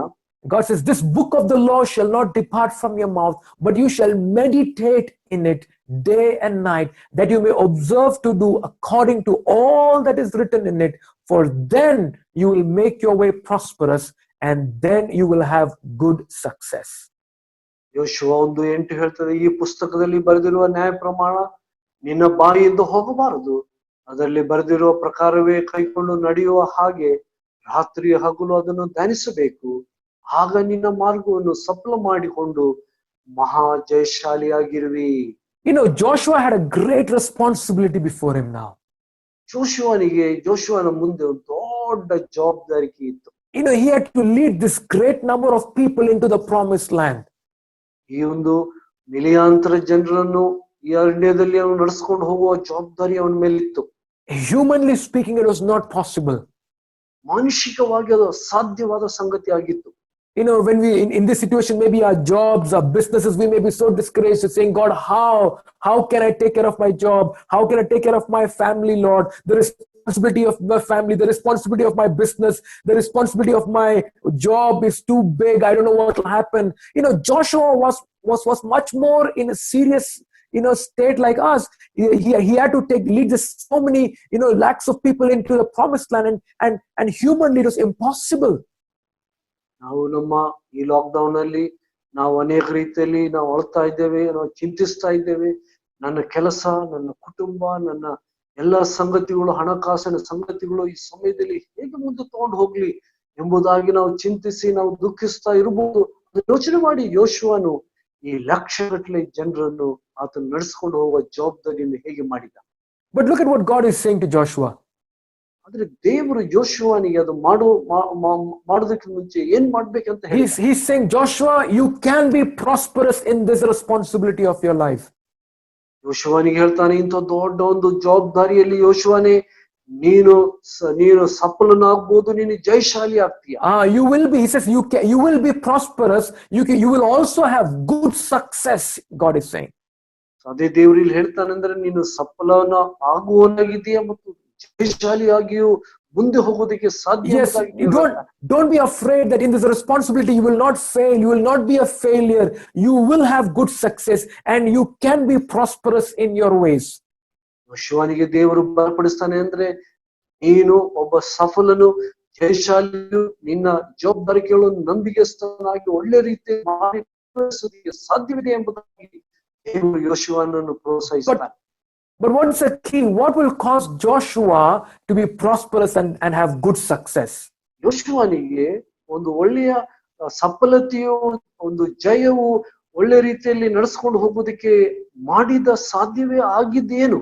The Bible, God says, this book of the law shall not depart from your mouth, but you shall meditate on it day and night. ದೇವರು ಯೋಶುವನಿಗೆ ಹೇಳ್ತಾನೆ, ಈ ಪುಸ್ತಕದಲ್ಲಿ ಬರೆದಿರುವ ನ್ಯಾಯ ಪ್ರಮಾಣ ನಿನ್ನ ಬಾಯಿಂದ ಹೋಗಬಾರದು, ಅದರಲ್ಲಿ ಬರೆದಿರುವ ಪ್ರಕಾರವೇ ಕೈಕೊಂಡು ನಡೆಯುವಾಗ, ಹಾಗೆ ರಾತ್ರಿ ಹಗಲು ಧ್ಯಾನ ಮಾಡುವಾಗ ನೀನು ಸಫಲನಾಗ್ತೀಯ, ಜಯಶಾಲಿಯಾಗಿದೆಯಾ, ನಿನ್ನ ಜವಾಬ್ದಾರಿಕೆಯನ್ನು ಖಂಡಿತವಾಗಿ ಮಾಡೋದಕ್ಕೆ ಸಾಧ್ಯ. Amen. Amen. So God is saying, Joshua, you can be prosperous and you will have good success in your ways. ದೇವರು ಯೋಶುವನಿಗೆ ಹೇಳಿದ, ನೀನು ಒಳ್ಳೆ ರೀತಿಯಲ್ಲಿ ಜಯಶಾಲಿ ಆಗ್ತೀಯ, ಸಫಲನಾಗ್ತೀಯ, ಎಲ್ಲ ಸಂಗತಿಯನ್ನು ಮಾಡುವುದಕ್ಕೆ ನೀನು ಶಕ್ತನಾಗಿರ್ತೀಯ. But the key is you should look at God's word. The focus of your life should be on God's word, and you need to meditate on it. ಆದ್ರೆ ಮಾಡ್ಬೇಕಾಗಿದ್ದೇನೆಂದ್ರೆ, ಈ ದೇವರ ಪುಸ್ತಕದಲ್ಲಿ ಬರೆದಿರುವ ನ್ಯಾಯ ಪ್ರಮಾಣದ ಮಾಡಬೇಕಾದ, ಹೇಳಬೇಕಾದ ಎಲ್ಲ ಸಂಗತಿಗಳನ್ನು ಮಾಡಿ ಮುಂದುವರಿಸುವುದೇ ಮುಖ್ಯವಾದ ಆ ಒಂದು ಗುಟ್ಟಾಗಿರ್ತದೆ. He says, you shall meditate on it day and night. ಈ ಪುಸ್ತಕದಲ್ಲಿ ಬರೆದಿರುವ ಸಂಗತಿಯನ್ನು ಹಗಲು ರಾತ್ರಿ ಧ್ಯಾನ ಮಾಡು. Amen. Even in Psalms 1, you can be a blessed man. How can you be a blessed man when you meditate on the word of God? And when you meditate on the word of God day and night. And even here, God is telling Joshua, you can be prosperous and successful, but you need to meditate on the word of God. ಒಂದನೇ ಕೀರ್ತನೆಯಲ್ಲಿ ಓದಿದ ಹಾಗೆ, ನಾವು ಧ್ಯಾನ ಮಾಡಿದ ಹಾಗೆ, ಈ ದೇವರ ಸಂಗತಿಯನ್ನು ನಾವು ಧ್ಯಾನ ಮಾಡುವಾಗ ನಾವು ಸಫಲತೆಯು, ನಾವು ಫಲದಾಯಕವೂ ಆಗಿದ್ದೇವೆ ಎಂಬುದಾಗಿ ಹೇಳಿದ ಹಾಗೆ, ಯೋಶುವನಿಗೂ ಸಹ ದೇವರು ಹೇಳಿದ, ನೀನು ಈ ಪುಸ್ತಕದಲ್ಲಿ ಬರೆದಿರುವ ಸಂಗತಿಯ ನ್ಯಾಯ ಪ್ರಮಾಣವನ್ನು ನೀನು ಅದನ್ನು ಧ್ಯಾನ ಮಾಡಿ ಅದನ್ನು ನೆರವೇರಿಸ್ತಾ ಹೋಗ್ತಾ ಇರುವಾಗ ನೀನು ಸಹ ಸಫಲನಾಗಿದೀಯ, ಜಯಶಾಲಿಯಾಗಿದೀಯ ಎಂಬುದಾಗಿ. Dear people of God, we may have a lot of responsibilities in terms of our family, our job, our business, our ministry, and we can be so overwhelmed by it. But what God is telling to Joshua is telling us as well. We can be prosperous. We can have good success in all that we have put our hands to, but provided we are delighting in God's word and we are able to meditate on God's word day and night. ಇವತ್ತು ನಮಗೆ ಅನೇಕ ರೀತಿಯಲ್ಲಿ ಹೇಳ್ಬೋದು, ನನ್ನ ಕುಟುಂಬದ ಜವಾಬ್ದಾರಿಕೆ ಇದೆ, ಮಕ್ಕಳ ಜವಾಬ್ದಾರಿಕೆ ಇದೆ, ನನ್ನ ಕೆಲಸದ ಜವಾಬ್ದಾರಿಕೆ ಇದೆ, ಹಣಕಾಸಿನಲ್ಲಿ ಅನೇಕ ಸಂಗತಿಗಳು ಮಾಡ್ಲಿಕ್ಕಿದೆ. ಇವೆಲ್ಲ ಜವಾಬ್ದಾರಿಕೆಗಳು ಇದೆ ಎಂಬುದಾಗಿ ನಾವು ಹೇಳ್ತಾ ಇದ್ದೇನೆ. ಹೇಗೆ ನೆರವೇರಿಸಲಿ ಎಂಬುದಾಗಿ ನಾವು ಪ್ರಶ್ನೆಯನ್ನು ಕೇಳ್ತಾ ಇರ್ಬೋದು ಪ್ರಿಯರೇ. ಇವತ್ತು ಯೋಶುವನಿಗೆ ಹೇಳಿದಂತ ಸಂಗತಿಯನ್ನು ದೇವರು ನಮಗೆ ಹೇಳ್ತಾ ಇದ್ದಾನೆ. ನಮ್ಮೆಲ್ಲ ಜವಾಬ್ದಾರಿಕೆಗಳನ್ನು, ದೇವರ ವಾಕ್ಯಗಳನ್ನು ಧ್ಯಾನಿಸಿ ಅದನ್ನು ಕೈಕೊಂಡು ನಡೆಯುವಾಗ ಸಫಲತೆಯು ಮತ್ತೆ ಅನೇಕ ರೀತಿಯಲ್ಲಿರುವಂತಹ ಮತ್ತು ಜವಾಬ್ದಾರಿಗಳನ್ನು ನೆರವೇರಿಸುವುದಕ್ಕೆ ದೇವರ ವಾಕ್ಯ ನಮಗೆ ಸಹಾಯ ಮಾಡ್ತದೆ. And because the God of Joshua is your God and my God this morning. ಯೋಶುವನ ದೇವರು ಇವತ್ತು ಮುಂಜಾನೆ ನಿನ್ನ ಮತ್ತು ನನ್ನ ದೇವರು ಸಹ ಆಗಿದ್ದಾನೆ.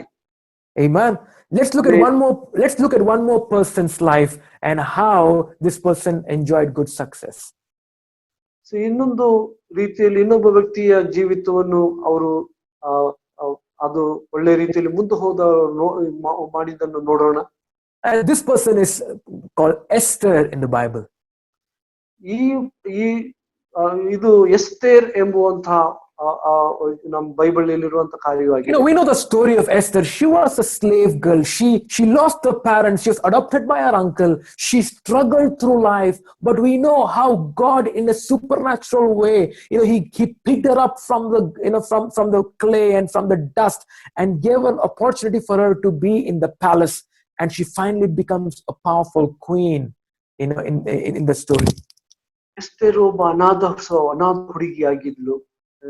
ಅವಳು ಮತ್ತೆ ಅನೇಕ ರೀತಿಯಲ್ಲಿ ಅವಳ ಚಿಕ್ಕಪ್ಪನು ಅವಳನ್ನು ಬೆಳೆಸಿ ತನ್ನ ಮಗಳಾಗಿ ಬೆಳೆಸಿ ಆ ರೀತಿಯಲ್ಲಿ ದೇವರು ಆ ಅನಾಥ ಸ್ಥಾನದಿಂದ ಅವಳಿಗೆ ಒಂದು ಸ್ಥಾನ ಕೊಟ್ಟು ಅವಳಿಗೆ ಒಂದು ಅವಕಾಶವನ್ನು ದೇವರು ಮಾಡಿಕೊಟ್ಟ. ಒಂದು ಅರಮನೆಯಲ್ಲಿ ಇರುವುದಕ್ಕೋಸ್ಕರವಾಗಿ ಅವಳಿಗೆ ಒಂದು ಅವಕಾಶವನ್ನು ದೇವರು ಮಾಡಿಕೊಡ್ತಾನೆ. But let's look at two key verses in her life that shows gives us an understanding of what caused her to be successful in that sense.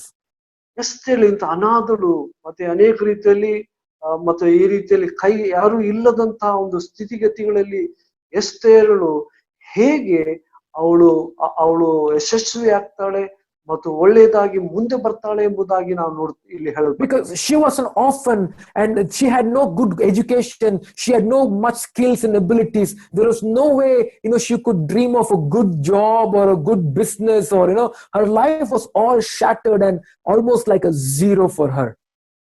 ಎಸ್ತೇರಳು ಒಬ್ಬ ಅನಾಥಳಾಗಿದ್ದರಿಂದ ಅವಳಿಗೆ ಒಂದು ವಿದ್ಯಾಭ್ಯಾಸದ ತರಬೇತಿ ಇರುವುದಿಲ್ಲ. ಅವಳಿಗೆ ಯಾವ ರೀತಿಯಲ್ಲೂ ಕೆಲಸದ ತರಬೇತಿಗಳು ಅವಳಿಗೆ ಕೊಡಲ್ಪಟ್ಟಿರಲಿಲ್ಲ. ಅವಳಿಗೆ ಏನು ಗೊತ್ತಿರಲಿಲ್ಲ.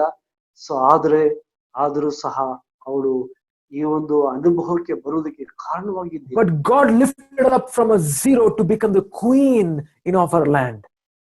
ಒಂದು ಶೂನ್ಯದ ಜೀವಿತದಿಂದ ಎಸ್ತೇರಳನ್ನು ಒಬ್ಬ ರಾಣಿಯಾಗಿ ದೇವರು ಅವಳನ್ನು ಮೇಲೆ ತರ್ತಾನೆ. Look at Esther chapter 2 and verse 8. Esther 2ನೇ ಅಧ್ಯಾಯ 8ನೇ ವಚನವನ್ನು ನಾವು ನೋಡಿಕೊಳ್ಳೋಣ. Yeah, it says, so it was when the king's command and decree were heard, and when many young women were gathered at Shushan the citadel under the custody of Hegai, that Esther also was taken to the king's palace into the care of Hegai, the custodian of the women. ಇಲ್ಲಿ Esther 2:8ನೇ ವಚನ ಹೇಳ್ತದೆ, ಅರಸನ ಮಾತು ಅವನ ಕಟ್ಟಳೆಗಳಲ್ಲಿಯೂ ಕೇಳಿದ ತರುವಾಯ ಶೂಷಾನ್ ಅರಮನೆಯಲ್ಲಿ ಹಗ್ಗಾಯಿನ ಕೈಗೆ ಅನೇಕ ಅನ್ಯ ಸ್ತ್ರೀಯರು ಕೂಡಿಸಲ್ಪಟ್ಟಿರುವಾಗ ಏನಾಯ್ತಂದ್ರೆ ಎಸ್ತೇರಳು ಅರಸನ ಮನೆಯಲ್ಲಿ ಸ್ತ್ರೀಯರ ಕಾವಲಿನವನಾದ ಹಗ್ಗಾಯಿನ ಕೈಗೆ ಒಪ್ಪಿಸಲ್ಪಟ್ಟಳು.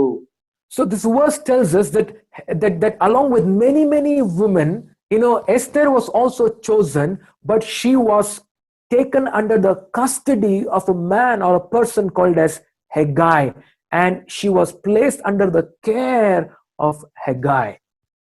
ಇಲ್ಲಿ ನೋಡ್ತೇವೆ ಅಂತಾರೆ ಅನೇಕ ಕನ್ನಿಕೆಯರು ರಾಣಿಯ ಪದವಿಗೋಸ್ಕರವಾಗಿ ಹಗ್ಗಾಯಿ ಎಂಬ ಮನುಷ್ಯನ ಕೈಯಲ್ಲಿ ಅನೇಕರು ಕೂಡಿಸಲ್ಪಟ್ಟರು. ಅದರಲ್ಲಿ ಎಸ್ತೇರ್ ಸಹ ಒಬ್ಬಳಾಗಿರ್ತಾಳೆ.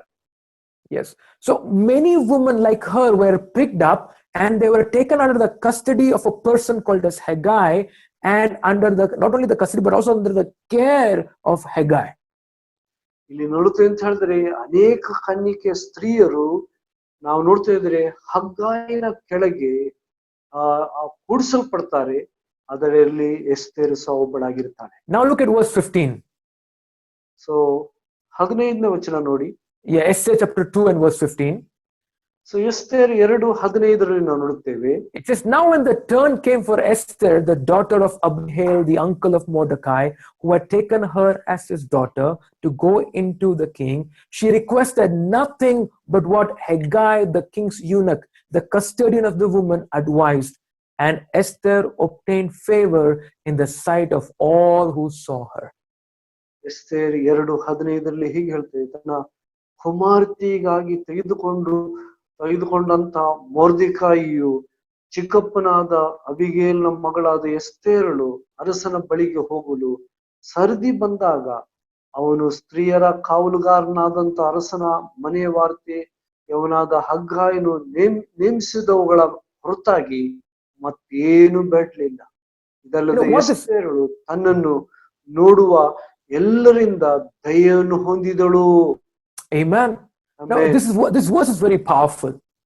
ಈ ವಚನ ಬಹಳ ಶಕ್ತಿಶಾಲಿಯಾದ ವಚನ.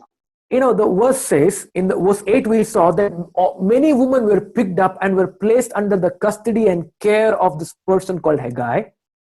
8ನೇ ವಚನದಲ್ಲಿ ನೋಡಿದ್ದೇವೆ, ಹಗ್ಗಾಯನ ಆಡಳಿತದಲ್ಲಿ ಅನೇಕ ಕನ್ನಿಕೆಯರು ಅದರಲ್ಲಿ ಎಸ್ತೇರ್ ಸಹ ಒಬ್ಬಳಾಗಿ ಅವರು ಕೂಡಿಸಲ್ಪಟ್ಟಿದ್ರು ಎಂಬುದಾಗಿ ನೋಡಿದ್ದೀವಿ. But this verse tells us when it was time for Esther to finally approach the king,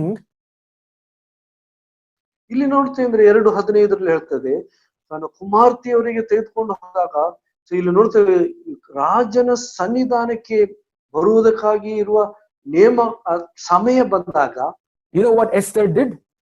Esther ಮಾಡಿದ್ದೇನು? She chose to only listen to the advice of what this person Haggai had advised or told her. ಎಸ್ತೇರು ಆರಿಸಿಕೊಂಡಳು, ಮನಸ್ಸು ಮಾಡಿದಳು ಏನಂದ್ರೆ ತನ್ನ ನೋಡಿಕೊಳ್ಳುವಂತ ಹಗ್ಗಾಯಿ ಎಂಬ ಮನುಷ್ಯನು ಏನ್ ಹೇಳ್ತಾನೋ ಅದನ್ನು ಮಾತ್ರ ಮಾಡುವುದಕ್ಕೆ ಹೋಗ್ತಾಳೆ. Many women were taken under the care of Haggai. ಹಗ್ಗಾಯಿನ ಅಧೀನದಲ್ಲಿ ಅನೇಕ ಕನ್ನಿಕೆಯರು ಸೇರಿಸಲ್ಪಟ್ಟಿದ್ರು. And Haggai had trained them well in the ways of of the ways of the queen and the palace. ಯಾವ ರೀತಿಯಲ್ಲಿ ಒಬ್ಬ ರಾಣಿಗೆ ರಾಣಿಯಾಗಿ ನಡೆಸುವಂತ ಸಂಗತಿಯನ್ನು ಹಗ್ಗಾಯನು ಅವರಿಗೆಲ್ಲ ಕಲಿಸಿರ್ತಾನೆ. But when this woman had to approach the king, not many of them applied or took the advice of Haggai. ಇಲ್ಲಿ ನಾನು ನೋಡ್ತೇನೆ ಅಂತ ಹೇಳಿದ್ರೆ ಅನೇಕ ಕನ್ನಿಕೆಯರಿಗೆ ಹಗ್ಗಾಯನು ಯಾವ ರೀತಿಯಲ್ಲಿ ಒಬ್ಬ ರಾಣಿಯಾಗಿ ನೀವು ನಡ್ಕೋಬೇಕು ಎಂಬುದಾಗಿ ಕಲಿಸಿದ್ರು, ಅನೇಕರು ಅದನ್ನು ಮಾಡ್ಲಿಲ್ಲ. But look at Esther. Esther ನೋಡುವಾಗ that line says she requested nothing but what Haggai, the king's eunuch, the custodian of woman, advised. So ಇಲ್ಲಿ ನೋಡ್ತೇವೆ ಅಂತ ಹೇಳಿದ್ರೆ ಇಲ್ಲಿ ಅವಳು ಇಲ್ಲಿ ನಾವು ಓದ್ತೇವೆ ಅಂದ್ರೆ ಸ್ತ್ರೀಯರ ಕಾವಲುಗಾರನಾದ ಅರಸನ ಮನೆಯ ವಾರ್ತೆಯಂತೆ ಹೇಗೆ ನೇಮಿಸುವಳು ಹೊರತಾಗಿ ಮತ್ತೇನು ಆಕಿ ಬೇಡ್ಲಿಲ್ಲ ಮಾಡ್ಲಿಲ್ಲ ಎಂಬುದಾಗಿ ಹೇಳ್ತಾರೆ. Wow. When it was time for her to go to the king, she chose that she will only take the advice and do what Haggai had told her advice and nothing else she requested.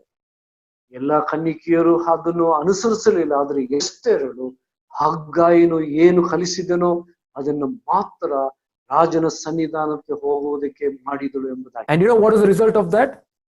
ಅದರ ಫಲ ಏನಾಯ್ತು ಗೊತ್ತಾ? Look at the last line. It says, and Esther obtained favor in the sight of all who saw her. ಇಲ್ಲಿ ನೋಡ್ತೇವೆ ಅಂದ್ರೆ ಹೊರತಾಗಿ ಮತ್ತೇನು ಬೇಡಲಿಲ್ಲ. ಇದಲ್ಲದೆ ಎಸ್ತೇರಳು ತನ್ನನ್ನು ನೋಡುವ ಎಲ್ಲರಿಂದ ದಯವನ್ನು ಹೊಂದಿದಳು ಅರಸನ ಮುಂದೆ. As a result of Esther listening and submitting to the advice of Haggai, she not only found favor with the king, but the Bible says she found favor in the sight of everyone, to all who saw her. Wow. ನಾವು ನೋಡ್ತೀವಿ ಅಂತಾರೆ ಎಸ್ತೇರಳು ಅನ್ನು ನೋಡಿದ ಕಲಿಸಿದ ಹಗ್ಗಾಯಿನ ಮಾತುಗಳನ್ನು ಅವಳು ನಡೆಸಿಕೊಂಡು ಹೋದರಿಂದ ಅವಳು ಹಗ್ಗಾಯಿನ ದೃಷ್ಟಿಯಲ್ಲಿಯೂ ರಾಜನ ದೃಷ್ಟಿಯಲ್ಲಿಯೂ ಎಲ್ಲ ಜನರ ದೃಷ್ಟಿಯಲ್ಲಿಯೂ ಅವಳು ದಯೆಯನ್ನು ಹೊಂದಿ ಮುಂದೆ ಬರ್ತಾಳೆ. Amen. You know what does the word Haggai mean in the Bible? ಹಗ್ಗಾಯಿ ಎಂಬುವಂತಹ ವಚನದ ಅರ್ಥ ಏನ್ ಗೊತ್ತಾ? The word Haggai means to meditate, or it means word, meditating with the word. So ಇಲ್ಲಿ ಹಗ್ಗಾಯಿ ಎಂಬುವಂತಹ ಒಂದು ಮಾತಿನ ಅರ್ಥ ಏನಂತ ಹೇಳಿದ್ರೆ ದೇವರ ವಾಕ್ಯವನ್ನು ಧ್ಯಾನಿಸು ಎಂಬುದಾಗಿ. Wow, which means the Bible is saying here that Esther had learned to listen to the word and meditate on it, that caused her to find favor not only with the king but to all who saw her. ಇಲ್ಲಿ ನೋಡ್ತೇವೆ ಅಂತ ಹೇಳಿದ್ರೆ ಹಗ್ಗಾಯಿ ಕಲಿಸಿದಂತ ಮಾತುಗಳನ್ನು ಅವಳು ಕೇಳಿದ ಮಾತ್ರವಲ್ಲ, ಅದನ್ನು ಧ್ಯಾನಿಸಿ ಅದನ್ನು ಅನುಸರಿಸೋದ್ರಿಂದ ರಾಜನ ದಯವನ್ನು ಹೊಂದಿದಳು, ಎಲ್ಲ ಜನರ ಮುಂದೆ ಅವಳು ದಯವನ್ನು ಹೊಂದಿವಳಾಗುವಂತೆ ಮಾಡಿತು. You know, Esther was an orphan. She was cast away. But when she was chosen and brought under the custody and care of Haggai, she listened to Haggai's words. She meditated on Haggai's words, and she followed Haggai's advice. And the Bible says she found favor with the king and all who saw her. ನಾವು ತಿಳ್ಕೊಳ್ಬೇಕು, ಎಸ್ತೇರಳು ಒಬ್ಬ ಅನಾಥಳು. ಅವಳು ಯಾವ ರೀತಿಯಲ್ಲಿ ಅವಳಿಗೆ ವಿದ್ಯಾಭ್ಯಾಸ ಇಲ್ಲ, ಯಾವ ಕಲಹಗಳನ್ನು ಅವಳು ಕಲ್ತವಳಲ್ಲ. ಆದ್ರೆ ಇಲ್ಲಿ ನೋಡ್ತಾ ಇದ್ರೆ ಹಗ್ಗಾಯಿನ ಆಧೀನದಲ್ಲಿ ಅವಳು ಬಂದಾಗ ಹಗ್ಗಾಯಿನು ಅವಳಿಗೆ ಕಲಿಸಿದಂತ ವಾಕ್ಯಗಳನ್ನು ಅವಳು ಧ್ಯಾನ ಮಾಡಿದಳು, ಅದನ್ನು ಅನುಸರಿಸಿದಳು, ಅದನ್ನು ಮಾಡಿದಳು. ಆಗ ಏನಾಗ್ತದೆ, ರಾಜನ ದೃಷ್ಟಿಯಲ್ಲಿ ಅವಳು ದಯವನ್ನು ಹೊಂದ್ತಾಳೆ, ಎಲ್ಲಾ ಜನರ ಮುಂದೆಯೂ ಅವಳು ದಯವನ್ನು ಹೊಂದಿ ಮುಂದೆ. You know, church, there's a very powerful principle mentioned here. ಇದು ದೊಡ್ಡ ಶಕ್ತಿಶಾಲಿಯಾದ ಒಂದು ನೇಮವನ್ನು ಇಲ್ಲಿ ಹೇಳಲ್ಪಟ್ಟಿದೆ. And the principle is this: submission always leads to favor. ಆ ಒಂದು ಸತ್ಯ ಏನ್ ಗೊತ್ತಾ, ನಾವು ದೇವರ ಸತ್ಯವನ್ನು ಕೇಳುವುದರಿಂದ ಅಲ್ಲ, ಆ ಸತ್ಯಕ್ಕೆ ಅಧೀನರಾಗುವಾಗ ನಮಗೆ ದೇವರ ಮತ್ತು ಜನರ ದಯವನ್ನು ಹೊಂದುವುದಕ್ಕೆ ಪ್ರಾಪ್ತರಾಗ್ತೇವೆ. Amen. Esther submitted to the care of Haggai. She submitted to the word and advice of Haggai. She submitted and meditated to the words of Haggai, and she found favor. ಇಲ್ಲಿ ನೋಡ್ತೇವೆ ಅಂದ್ರೆ ಎಸ್ತೇರು ಹಗ್ಗಾಯಿ ಕಲಿಸಿದಂತ ಆ ನೇಮವನ್ನು ಅವಳು ಆಧೀನಳಾದಳು, ಅದನ್ನು ಕಲ್ತಳು, ಧ್ಯಾನ ಮಾಡಿದಳು, ಅದನ್ನು ಅನುಸರಿಸಿದಳು. ಅದನ್ನು ಮಾಡುವುದಕ್ಕೆ ಅವಳು ನಿಶ್ಚಯಿಸಿದಾಗ ರಾಜನ ಎಲ್ಲಾ ಜನರ ದಯವನ್ನು ಹೊಂದುವುದಕ್ಕೆ ಅವಳು ಪ್ರಾಪ್ತರಾಗ್ತಾಳೆ. Dear people of God, you know, today the situation and circumstances that we are living in, we really need God's favor and people's favor, you know, for us to get going, maybe in our jobs, our money, our resources. We really need the favor of God. ಬೇರೆ ಇವತ್ತು ನಾವು ಇರುವಂತ ಸ್ಥಿತಿಗತಿಗಳಲ್ಲಿ ನಾವು ಮುಂದೆ ಹೋಗೋದಕ್ಕೆ ದೇವರ ದಯ, ಮನುಷ್ಯರ ದಯವನ್ನು ಹೊಂದಬೇಕಾಗಿದ್ರೆ ನಾವು ದೇವರು ಹೇಳುವಂತ ಕಾರ್ಯಗಳಿಗೆ ನಾವು ಅಧೀನರಾಗಿ ಅದನ್ನು ಅನುಸರಿಸಿ ಧ್ಯಾನಿಸುವರಾಗು ಹಾಗಿದ್ರೆ ನಾವು ಇವತ್ತು ಜನರ ದೇವರ ಎಲ್ಲಾ ದಯೆಯನ್ನು ಹೊಂದಿ ಮುಂದೆ ಹೋಗೋದಕ್ಕೆ ಸಾಧ್ಯ. But for us to find favor, we need to learn to submit to God and His word. ಇವತ್ತು ದೇವರ ಮನುಷ್ಯರ ದಯೆಯನ್ನು ನಾವು ಹೊಂದಬೇಕಾದ್ರೆ ನಾವು ಮಾಡ್ಬೇಕಾಗಿದ್ದೇನೆಂದ್ರೆ ದೇವರ ವಾಕ್ಯಕ್ಕೆ ನಾವು ನಮ್ಮನ್ನೇ ಅಧೀನಪಡಿಸುವಾಗ, ಒಳಗಾಗುವಾಗ ನಾವು ದೇವರ ಮತ್ತು ಮನುಷ್ಯರ ದಯೆಯನ್ನು ಹೊಂದೋಕೆ ಪ್ರಾಪ್ತರಾಗ್ತೇವೆ. Amen. So in this season of lockdown, you know, yes, things may be tight and challenging, but let's learn to submit to God's word. Let's learn to meditate on God's word. Let's also learn to, you know, let's learn to remain, you know, to be under the care of like how Esther, you know, submitted to the care of Haggai. You know, let's learn to submit to the care of God's word, the care of the church, the care of the leadership that God has placed us under. Let's remain there. Let's submit there. You know, God will cause His favor to shine upon us, because submission will always lead to favor. ಈ lockdown ಆಗಿರುವಂತ ಸಮಯದಲ್ಲಿ ಅನೇಕ ಸವಾಲುಗಳು, ಭಯ, ಭೀತಿಗಳು, ಅನೇಕ ಕಾರ್ಯಗಳು ನಾವು ಎದುರಿಸಬೇಕಾಗಿದೆ. ಆದ್ರೆ ಒಂದು ಮಾತ್ರ ನಾವು ಕಲಿಯುವರಾಗ್ಬೇಕು, ಏನಂದರೆ ದೇವರ ವಾಕ್ಯವನ್ನು ಧ್ಯಾನಿಸುವುದಕ್ಕೂ ದೇವರ ವಾಕ್ಯಕ್ಕೆ ನಾವು ಕಲಿತಂತಹ ವಾಕ್ಯಗಳಿಗೆ ನಾವು ನಮ್ಮನ್ನೇ ನಾವು ಸಂಪೂರ್ಣವಾದ ರೀತಿಯಲ್ಲಿ ನಾವು ಒಪ್ಪಿಸಿಕೊಡುವಾಗ ನಾವು ದೇವರ ವಾಕ್ಯಕ್ಕೂ ದೇವರ ಸೇವಕರುಗಳಿಗೂ ದೇವರ ಸಭೆಗೂ ನಮ್ಮನ್ನೇ ನಾವು ದೇವರಿಗೆ ಅಧೀನರಾಗುವಾಗ ದೇವರ ದಯ ಮನುಷ್ಯರ ದಯ ಎಲ್ಲ ಹೊಂದಿಕೊಂಡು ನಾವು ಮುಂದೆ ಬರುವುದಕ್ಕೆ ಸಾಧ್ಯ. Amen. Amen. Hallelujah. The God Hallelujah. of Esther is our God. ಎಸ್ತೇರನ ದೇವರು ನಮ್ಮ ದೇವರಾಗಿದ್ದಾನೆ. And how Esther found favor with the king and all the people who saw her. When we submit to God, His word, His church and the leadership, God will cause us to find favor with the kings and with all the people, around us in Jesus' name. ಹೇಗೆ ಎಸ್ತೇರಳು ಹಗ್ಗಾಯಿನ ಮಾತನ್ನು ಅವಳು ಧ್ಯಾನ ಮಾಡಿ ಅನುಸರಿಸಿ ಅದನ್ನು ಕೈಕೊಂಡುದ್ರಿಂದ ರಾಜನ ದಯವನ್ನು ಹೊಂದಿದಳು, ಎಲ್ಲಾ ಜನರ ದಯವನ್ನು ಹೊಂದಿ ಅವಳು ರಾಣಿಯಾಗಿ ಮುಂದೆ ಹೋಗೋದಿಕ್ಕೆ ಮಾಡಿತ್ತು. ಅದೇ ರೀತಿಯಲ್ಲಿ ಇವತ್ತು ನಾವು ದೇವರ ವಚನವನ್ನು ಧ್ಯಾನ ಮಾಡಿ ದೇವರ ನಾಯಕರುಗಳಿಗೆ, ದೇವರು ನಮ್ಮ ಮೇಲಿಟ್ಟಂತ ಅನೇಕರಿಗೆ ನಾವು ಅಧೀನರಾಗಿ ನಾವು ಹೋಗುವಾಗ ದೇವರ ಮನುಷ್ಯರ ಎಲ್ಲಾ ಸಂಗತಿಗಳು ಈ ಲಾಕ್ಡೌನ್ಗಳಲ್ಲಿಯೂ ಕಷ್ಟದಲ್ಲಿಯೂ ಭಯಭೀತಿಯಲ್ಲಿಯೂ ದೇವರ ದಯವನ್ನು ಹೊಂದಿ ನಾವು ಮುಂದೆ ಹೋಗೋದಿಕ್ಕೆ ಸಾಧ್ಯ ಪ್ರಿಯರೇ. Amen. Amen. So we saw 3 different people in the Bible today. ಇವತ್ತು ನಾವು 3 ಬೇರೆ ಬೇರೆ ತರದ ಜನರನ್ನು ಬೈಬಲ್ ಇಂದ ನೋಡ್ಕೊಂಡ್ವಿ.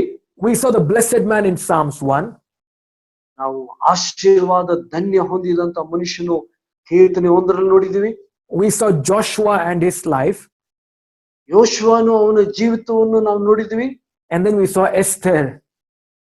ಮೂರನೇದಾಗಿ ನಾವು ಎಸ್ತೇರನ ಜೀವಿತ ಸಹ ನೋಡಿದ್ವಿ. And all the 3 of them, we see what caused them to be blessed or prosperous or to find favor is they learn to meditate on God's word.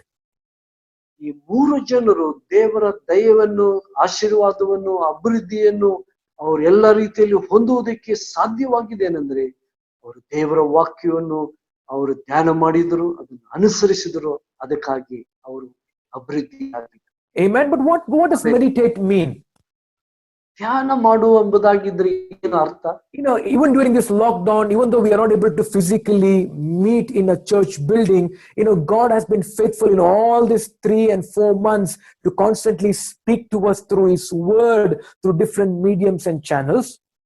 ಈ ಒಂದು ಲಾಕ್ಡೌನ್ ಅಲ್ಲಿ 3-4 ತಿಂಗಳು ನಾವು ಇದ್ದೇವೆ. ನಾವು ಸಭೆಯೊಟ್ಟಿಗೆ ಬರ್ಲಿಕ್ಕೆ, ಸಭೆ ಕಾರ್ಯಗಳನ್ನು ಮಾಡುವುದಕ್ಕೆ ನಮಗೆ ಸಾಧ್ಯವಾಗ್ಲಿಲ್ಲ. ಆದ್ರೆ ದೇವರ ವಾಕ್ಯಗಳನ್ನು ನಾವು ಕೇಳ್ತಾ ಇದ್ದೇವೆ ಈ 3 ತಿಂಗಳು 4 ತಿಂಗಳಲ್ಲಿ. Amen. See, there has been a limitation in terms of food and ration and supplies. But even during this lockdown, there has not been any limitation with the preaching and the teaching of God's word in our lives. ಈ 3-4 ತಿಂಗಳು lockdown ಅಲ್ಲಿ ಅನೇಕ ಸಮಸ್ಯೆಗಳು, ಕೊರತೆಗಳು, ನಮಗೆ ಊಟಕ್ಕೆ ಇದಕ್ಕೆ ಕಾಳುಗಳು ತೆಗೆದುಕೊಳ್ಳುವುದಕ್ಕೆ ತೊಂದರೆಗಳು ಇರಬಹುದು. ಆದ್ರೆ ದೇವರ ವಾಕ್ಯ ಕೇಳುವುದಕ್ಕೂ ಧ್ಯಾನಿಸುವುದಕ್ಕೂ ನಮಗೆ ಕೊರತೆ ಇಲ್ಲ. God has been faithful in that regard. ದೇವರು ದೇವರ ವಾಕ್ಯವನ್ನು ಹೇಳುವುದರಲ್ಲಿಯೂ ನಮಗೆ ಉಪದೇಶದಲ್ಲಿಯೂ ನಂಬಿಗಸ್ತನಾಗಿದ್ದಾನಲ್ವಾ ಪ್ರಿಯರೇ? Jesus said in His word, He said, man shall not live by bread alone, but by every word that proceeds from the mouth of God. ಯೇಸು ಸ್ವಾಮಿ ಹೇಳಿದನು, ಮನುಷ್ಯನು ರೊಟ್ಟಿ ತಿಂದು ಮಾತ್ರ ಬದುಕುವಂಗಿಲ್ಲ, ಆದ್ರೆ ದೇವರ ಬಾಯಿಯಿಂದ ಬರುವ ಪ್ರತಿಯೊಂದು ಮಾತಿನಿಂದ ಅವನು ಬದುಕುವಂತವನಾಗಿದ್ದಾನೆ ಎಂಬುದಾಗಿ. So in this lockdown, maybe our profits have come down, maybe our salaries have come down, maybe our food and our ration has come down. But God has been faithful that through all this lockdown, His word and the availability of His word, the access to His word has never come down. In fact, if you've noticed, God is so faithful that He's given us an abundance of God's word, through the Bible that we have in our hands, through all the different messages and teachings and preachings that's been coming through the social media and the different online channels that we have. ಪ್ರಿಯರೇ, ಈ lockdown ಅಲ್ಲಿ 3-4 ತಿಂಗಳು ನಮ್ಮ ಸ್ಯಾಲರಿಗಳು, ನಮ್ಮ ಪಗಾರ ಕಡಿಮೆ ಆಗಿರಬಹುದು, ನಮ್ಮ ಕೆಲಸ ಕಡಿಮೆ ಆಗಿರ್ಬೋದು, ನಮಗೆ ರೇಷನ್ ಕಡಿಮೆ ಆಗಿರ್ಬೋದು, ನಮಗಿರುವಂತ ಎಲ್ಲಾ ಕಾರ್ಯಗಳು ಕಡಿಮೆ ಆಗಿದೆ.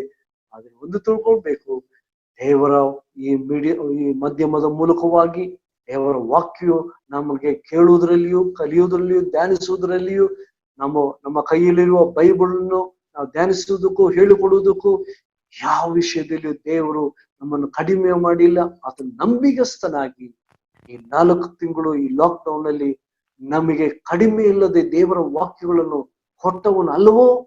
Hallelujah.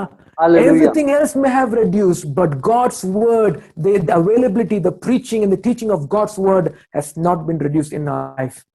ನಮ್ಮ ಜೀವಿತದಲ್ಲಿ ಈ ಲೋಕದಲ್ಲಿರುವ ಎಲ್ಲಾ ಸಂಗತಿಯಲ್ಲಿ ಕೊರತೆ ಇದೆ. ದೇವರಲ್ಲಿ, ದೇವರ ವಾಕ್ಯದಲ್ಲಿ, ದೇವರ ವಾಕ್ಯವನ್ನು ಧ್ಯಾನಿಸುವುದರಲ್ಲಿ, ಅದನ್ನು ಅನುಸರಿಸುವುದರಲ್ಲಿ ಕೊರತೆ ಇದೆಯಾ? ಇಲ್ಲ. But what are we doing with all this God's word that we've been listening and hearing? ಏನ್ ಮಾಡ್ತಾ ಇದ್ದೇವೆ ಪ್ರಿಯರೇ? ನಾವು ದೇವರ ವಾಕ್ಯವನ್ನು ಕೇಳ್ತಾ ಇದ್ದೇವೆ, ಧ್ಯಾನಿಸ್ತಾ ಇದ್ದೇವೆ. ಏನ್ ಮಾಡ್ತಾ ಇದ್ದೇವೆ ಈ ವಾಕ್ಯ ಎಲ್ಲ ಕೇಳಿ? Jesus said, man shall not live by bread alone, but by every word. Meaning you're saying that God's word is more important than the bread we eat. ಸ್ವಾಮಿ ಹೇಳಿದನು, ಮನುಷ್ಯನ ರೊಟ್ಟಿ ತಿಂದು ಮಾತ್ರ ಬದುಕಂಗಿಲ್ಲ, ಆ ದೇವರ ಬಾಯಿಂದ ಬರುವ ಪ್ರತಿಯೊಂದು ಮಾತಿನಿಂದ ಬದುಕ್ತಾನಂತ.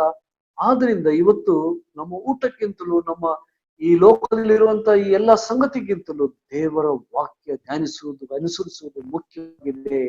And if you ask me, people are working hard, the businessmen, the employee, they'll be working hard, night shift, double shift, 3 shift, 4 shift. And if you ask them, why are you working hard? They'll all say, "Arey, pet ka sawal hai." They say, in other words, that they're working so hard for their bread or for the food.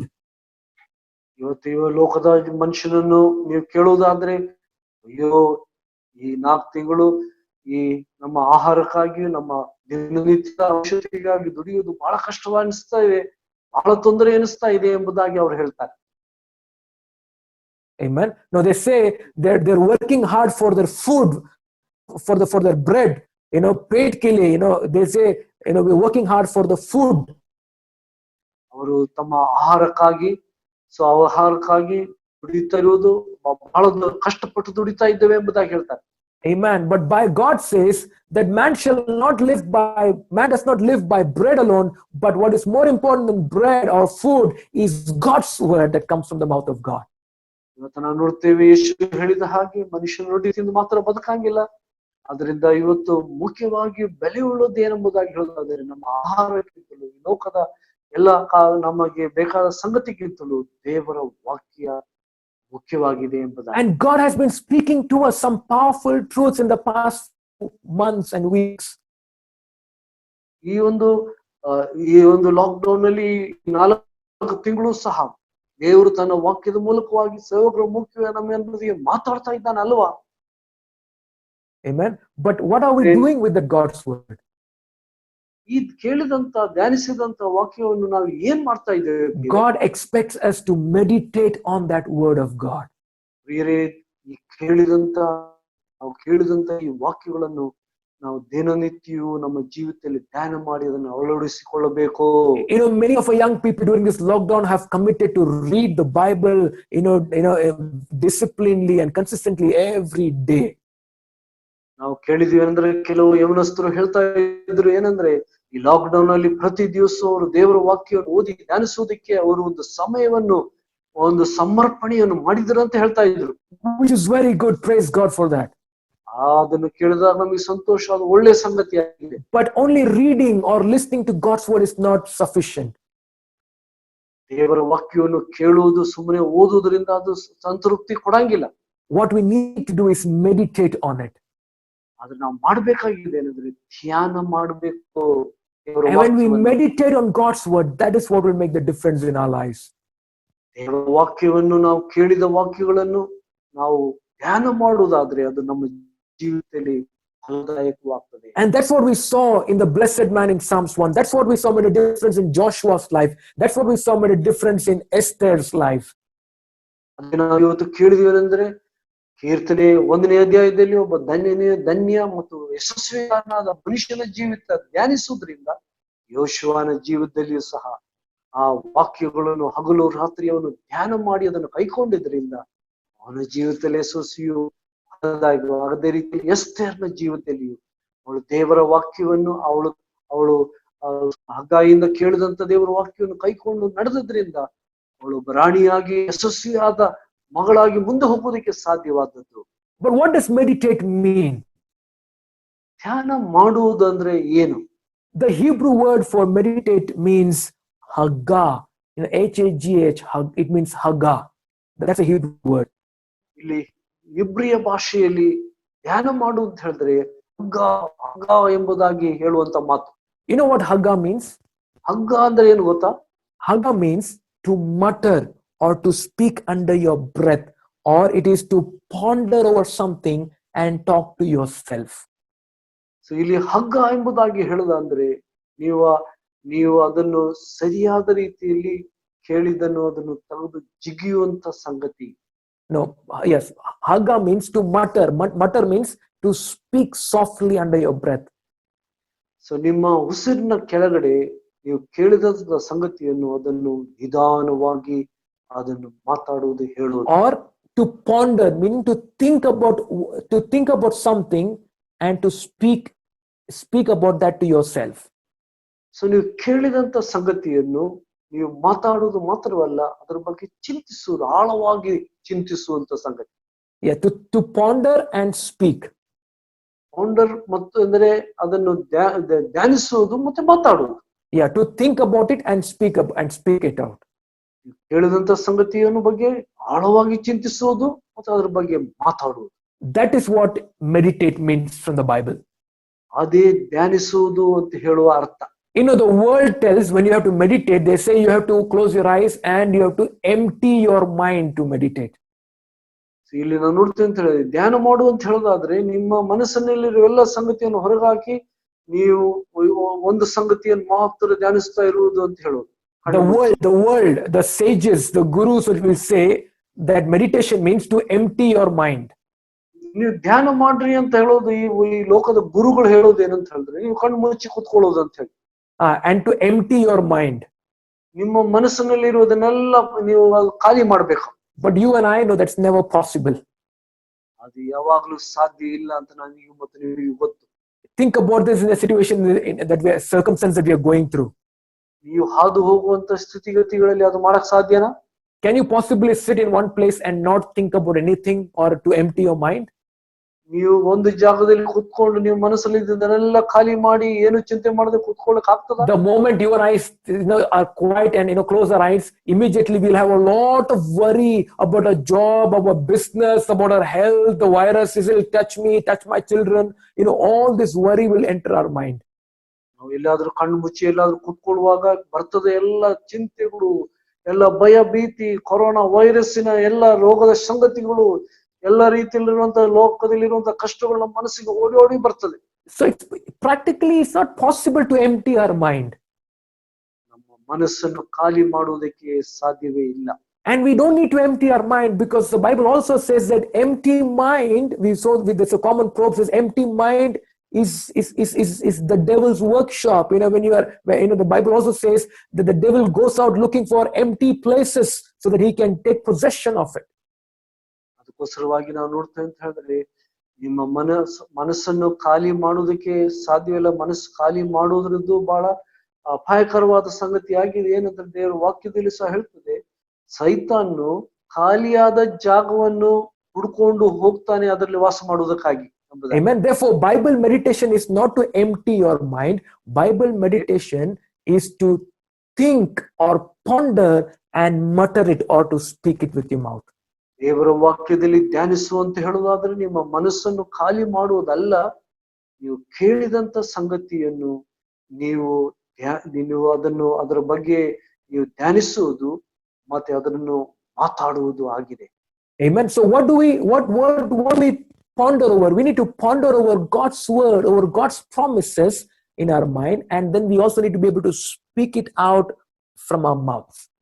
ನಾವು ಕೇಳಿದಂತ ದೇವರ ವಾಕ್ಯಗಳನ್ನು ನಮ್ಮ ಮನಸ್ಸಿನಲ್ಲಿ ಧ್ಯಾನ ಮಾಡುವುದು ಮತ್ತೆ ನಾವು ಅದರ ಬಗ್ಗೆ ಮಾತಾಡುವುದು ಆಗಿದೆ ಧ್ಯಾನ. One of the good examples to understand about meditation is this.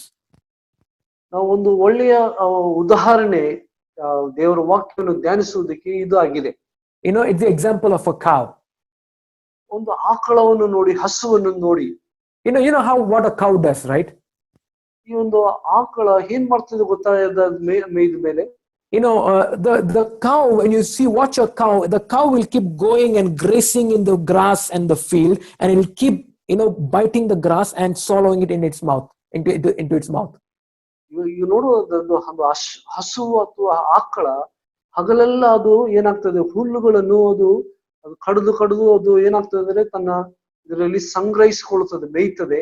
And we know that they say that the stomach of a cow has 4 chambers in it.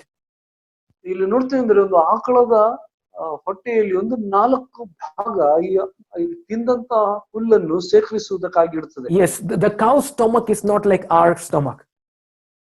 ನಮ್ಮ ಹೊಟ್ಟೆ ಇದ್ದ ಹಾಗೆ ಆಕಳದ ಹೊಟ್ಟೆ ಇಲ್ಲ. The cow has a stomach which has 4 chambers in it. ಆಕಳ ಹೊಟ್ಟೆಯಲ್ಲಿ 4 ಭಾಗಗಳಿದೆ ಆಹಾರ ಸಂಗ್ರಹಿಸುವುದಕ್ಕೆ. So what the cow does is when it keeps on grazing on the grass, it bites the grass and it swallows into the first chamber. ಇಲ್ಲಿ ನೋಡ್ತೇವೆ ಆಕಳ ಹುಲ್ಲನ್ನು ಕಡಿದು ಏನಾಗ್ತದೆ ಅಂದ್ರೆ ಮೊದಲನೇ ಹೊಟ್ಟೆಯಲ್ಲಿರುವ ಮೊದಲನೇ ಭಾಗಕ್ಕೆ ಅದು ಸಂಗ್ರಹಿಸ್ತದೆ. And after some time, ಅದು ಕೆಲವು ಸಮಯ ನಂತರ the cow, you will see, will always go and find a nice place and it'll sit down and it'll keep chewing, opening its mouth and keep chewing the grass.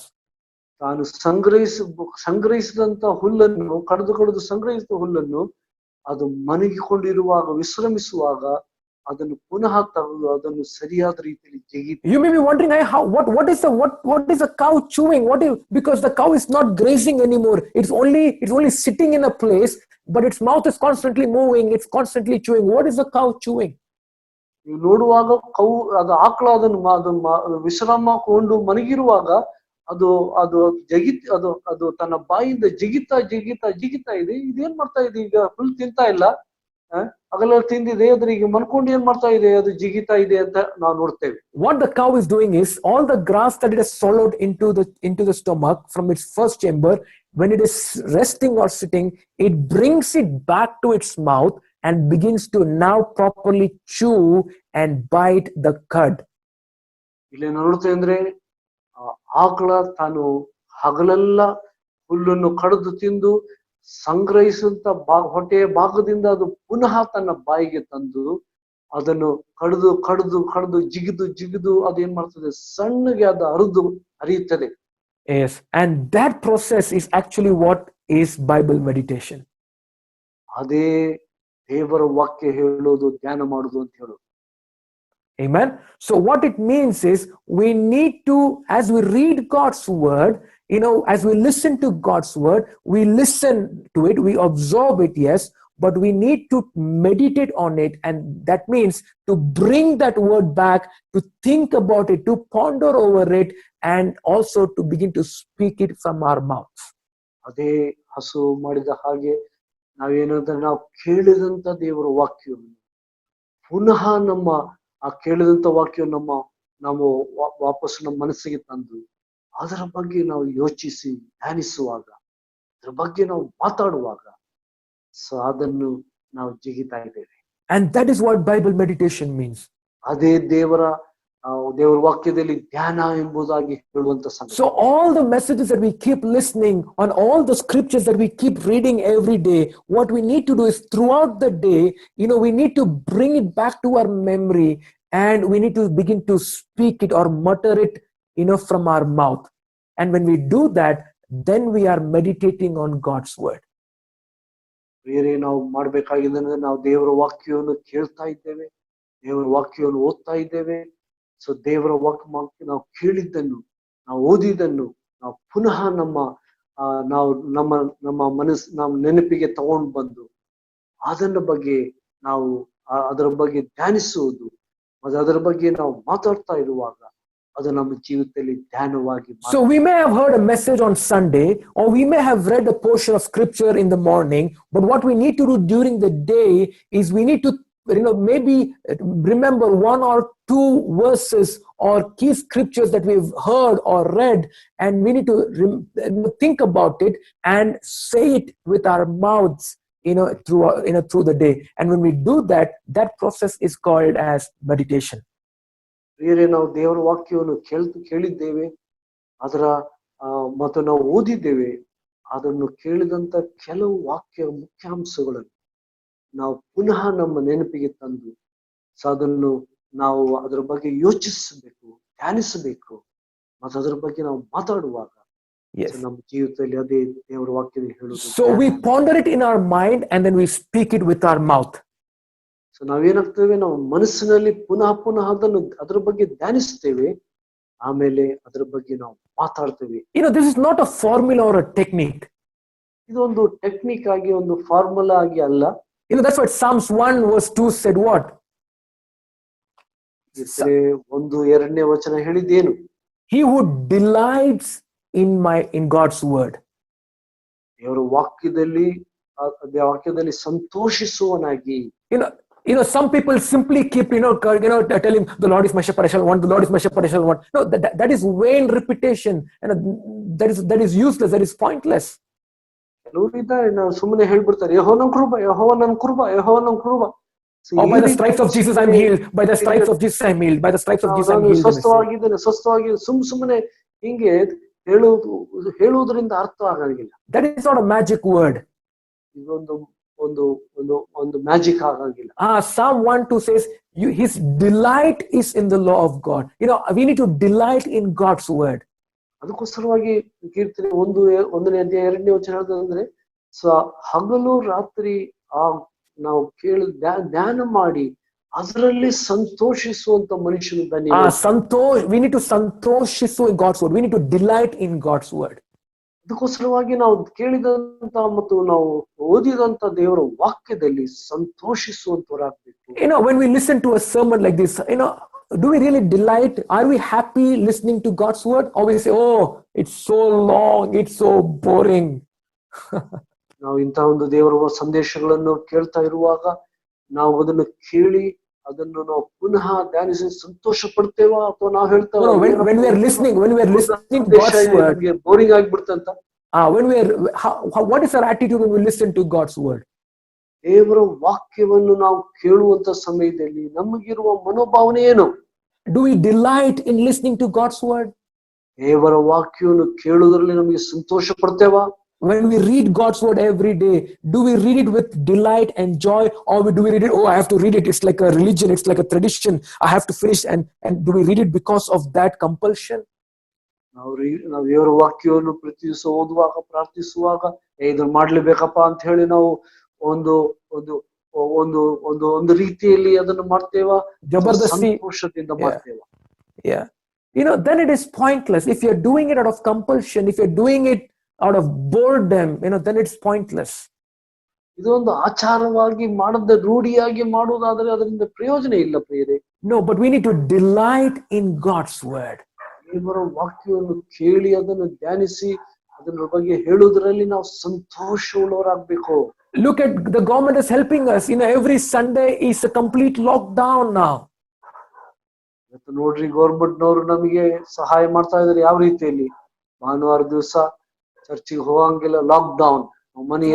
Normally when there was no lockdown, we would come to church, but then every time we have to go to the market, we have to buy this, we have to do that, we have to do this shopping, we have to do that shopping. So when the time comes for listening to God's word, sometimes we are very thinking or to go home and cook. We have a lot of these thoughts going on that sometimes may not help us or allow us to pay attention to God's word. But now it is lockdown. No going to Kadai Bazaar, Maruti Galli, Pangul Galli, no shopping, no buying. We have the entire day. We can delight and find joy in listening and reading God's word. Amen. ಬೇರೆ ನಾವು lockdown ಇಲ್ಲದ ಸಮಯದಲ್ಲಿ ಭಾನುವಾರ ಏನ್ ಮಾಡ್ತೇವೆ? ಸಭೆಗೆ ಹೋಗ್ಬೇಕಲ್ಲ ಅಂತ ಬಂದು ಅಲ್ಲಿಂದ ನಾವೇನ್ ಮಾಡ್ತೇವೆ? ಮಾರ್ಕೆಟ್ ಹೋಗ್ಬೇಕು ಅಥವಾ ಮನೆಗೆ ಹೋಗಿ ಅಡಿಗೆ ಮಾಡ್ಬೇಕು, ಅದು ಮಾಡ್ಬೇಕು, ಇದು ಮಾಡ್ಬೇಕು ಎಂಬುದಾಗಿ. ಸೊ ಇದರ ನಂತರ ಏನಾಗಿದೆ ಅಂತ ಹೇಳಿದ್ರೆ, ಇದೆಲ್ಲ ಸಂಗತಿಗಳಲ್ಲಿ ನಾವು ಕಾರ್ಯಗಳನ್ನು ನಾವು ಮಾಡೋದನ್ನು ಬಿಟ್ಟು ಬಿಡ್ತೇವೆ. ಏನಂತ ಹೇಳಿದ್ರೆ, ಮಾರ್ಕೆಟ್ ಅಲ್ಲಿ ಮಾರ್ತುಗಲ್ಲಿ ಅದು ತಗೋಬೇಕು, ಕಡೆ ಬಜಾರ್ ಅದು ತಗೊಳ್ಬೇಕು ಅಂತ ನಾವು ತಿರುಗಾಡುವಂತ ಆಗಿದ್ದೀವಿ ಮೊದಲೇ. ಆದ್ರೆ ಈಗ ಮಾರುತಿಗಲ್ಲಿಗೆ ಹೋಗಂಗಿಲ್ಲ, ಕಡೆ ಬಜಾರಿಗಿಲ್ಲ, ಯಾವ ಅಂಗಡಿಗೆ ಹೋಗಕ್ಕಿಲ್ಲ, ಎಲ್ಲ ಲಾಕ್ಡೌನ್, ಎಲ್ಲ ಬಂದಾಗಿದೆ. ಆದ್ರೆ ಇವತ್ತು ನಾವು ಸಂತೋಷವಾಗಿ ನಾವು ಕೇಳಿದಂತ ವಾಕ್ಯಗಳನ್ನು ಧ್ಯಾನ ಮಾಡುವುದಕ್ಕೆ ನಮಗೆ ಸಮಯ. Amen. So we need to delight, find joy in listening to God's word. We need to find joy and delight and when reading God's word. ಕೋಸರವಾಗಿ ಪ್ರಿಯರೇ, ನಾವು ದೇವರ ವಾಕ್ಯವನ್ನು ಕೇಳ್ತಾ ಇರುವಾಗ ಅದನ್ನು ಧ್ಯಾನ ಮಾಡಿ ಅದನ್ನು ಸಂತೋಷದಿಂದ ಮಾಡುವುದಕ್ಕೆ ಇವತ್ತು ನಮಗೆ ಆಸ್ಪದ ದೇವರು ಕೊಟ್ಟಿದ್ದಾನೆ. Amen. Look at what did and then secondly we see what did God tell Joshua in Joshua 1:8. ಯೋಶುವ 1:8 ನಾವು ನೋಡಿದ್ವಿ. ಏನಂತ ಹೇಳೋದಾದ್ರೆ ಏನ್ ನೋಡಿದ್ವಿ? ಯೋಶುವ The first line says, "This book of the law shall not depart from your mouth," he says. ಯೋಶುವ 1:8 ಓದಿ, ಈ ಪುಸ್ತಕದಲ್ಲಿ ಬರೆದಿರುವ ನ್ಯಾಯ ಪ್ರಮಾಣ ನಿನ್ನ ಬಾಯಿಂದ ಹೋಗಬಾರದು. It does not say it should not depart from your mind or from your heart. It says it should not depart from your mouth. ಇಲ್ಲಿ ಹೇಳ್ತದೆ, ನಿನ್ನ ಮನಸ್ಸಿನಿಂದ ನಿನ್ನ ದೇಹದಿಂದ ಅಲ್ಲ, ನಿನ್ನ ಬಾಯಿಯಿಂದ ಹೋಗಬಾರದು ಎಂಬುದಾಗಿ ಹೇಳ್ತಾನೆ. Then it says, but you shall meditate on it day and night. ಆಮೇಲೆ ಹೇಳ್ತಾನೆ, ಸೊ ಹೋಗಬಾರದು, ಅದರಲ್ಲಿ ಬರೆದಿರೋ ಪ್ರಕಾರವೇ ಕೈಕೊಂಡು ನಡೆ, ಹಾಗೆ ರಾತ್ರಿ ಅದನ್ನು ಧ್ಯಾನಿಸಬೇಕು. Yes. So how do we meditate? That's why it's very clear. It says we meditate it when we delight in God's word, and when we listen to God's word, when we read God's word, and then that word does not go away from your mouth, but we begin to speak it and say it or mutter it from our mouths. ಅದಕ್ಕೋಸ್ಕರವಾಗಿ ಇಲ್ಲಿ ಯೋಶುವನಲ್ಲಿ ಹೇಳಿದ ಪ್ರಕಾರವಾಗಿ ದೇವರಿಂದ ಕೇಳಿದಂತ ದೇವರ ವಾಕ್ಯಗಳನ್ನು ನಾವೇನಾಗ್ಬೇಕಂದ್ರೆ, so ನಾವು ಅದರ ಬಗ್ಗೆ ಧ್ಯಾನಿಸುವಂತವರಾಗ್ಬೇಕು. ಆ ವಾಕ್ಯವನ್ನು ನಾವು ಮಾತಾಡುವರಾಗ್ಬೇಕು. Amen. Which means, we read God's word, we listen to God's word, we read a promise of Psalms 23, Psalms 91. We delight, we joyfully, we read it, we believe in our hearts, and then we begin to say it from our lips. ಅದಕ್ಕೋಸ್ಕರವಾಗಿ ನಾವು 23ನೇ ಕೀರ್ತನೆ 91ನೇ ಕೀರ್ತನೆ ಓದಿದ್ದು ಮಾತ್ರವಲ್ಲ, so ಅದನ್ನು ನಾವೇನ್ ಮಾಡ್ತಾ ಇದ್ದೇವೆ ಅಂದ್ರೆ, ನಾವು ಅದರ ಬಗ್ಗೆ ಮತ್ತೆ ಪುನಃ ಅದನ್ನು ಓದಿದ್ದನ್ನು ನಾವು ಅದನ್ನು ಧ್ಯಾನಿಸ್ತೇವೆ ಮತ್ತು ಅದರ ಬಗ್ಗೆ ನಾವು ಮಾತಾಡುವರಾಗಿ. What does Romans 10:9 say? ರೋಮ 10:9 ಏನ್ ಹೇಳ್ತದೆ? It says, if you confess with your mouth, it says with your heart you believe and with your mouth you confess.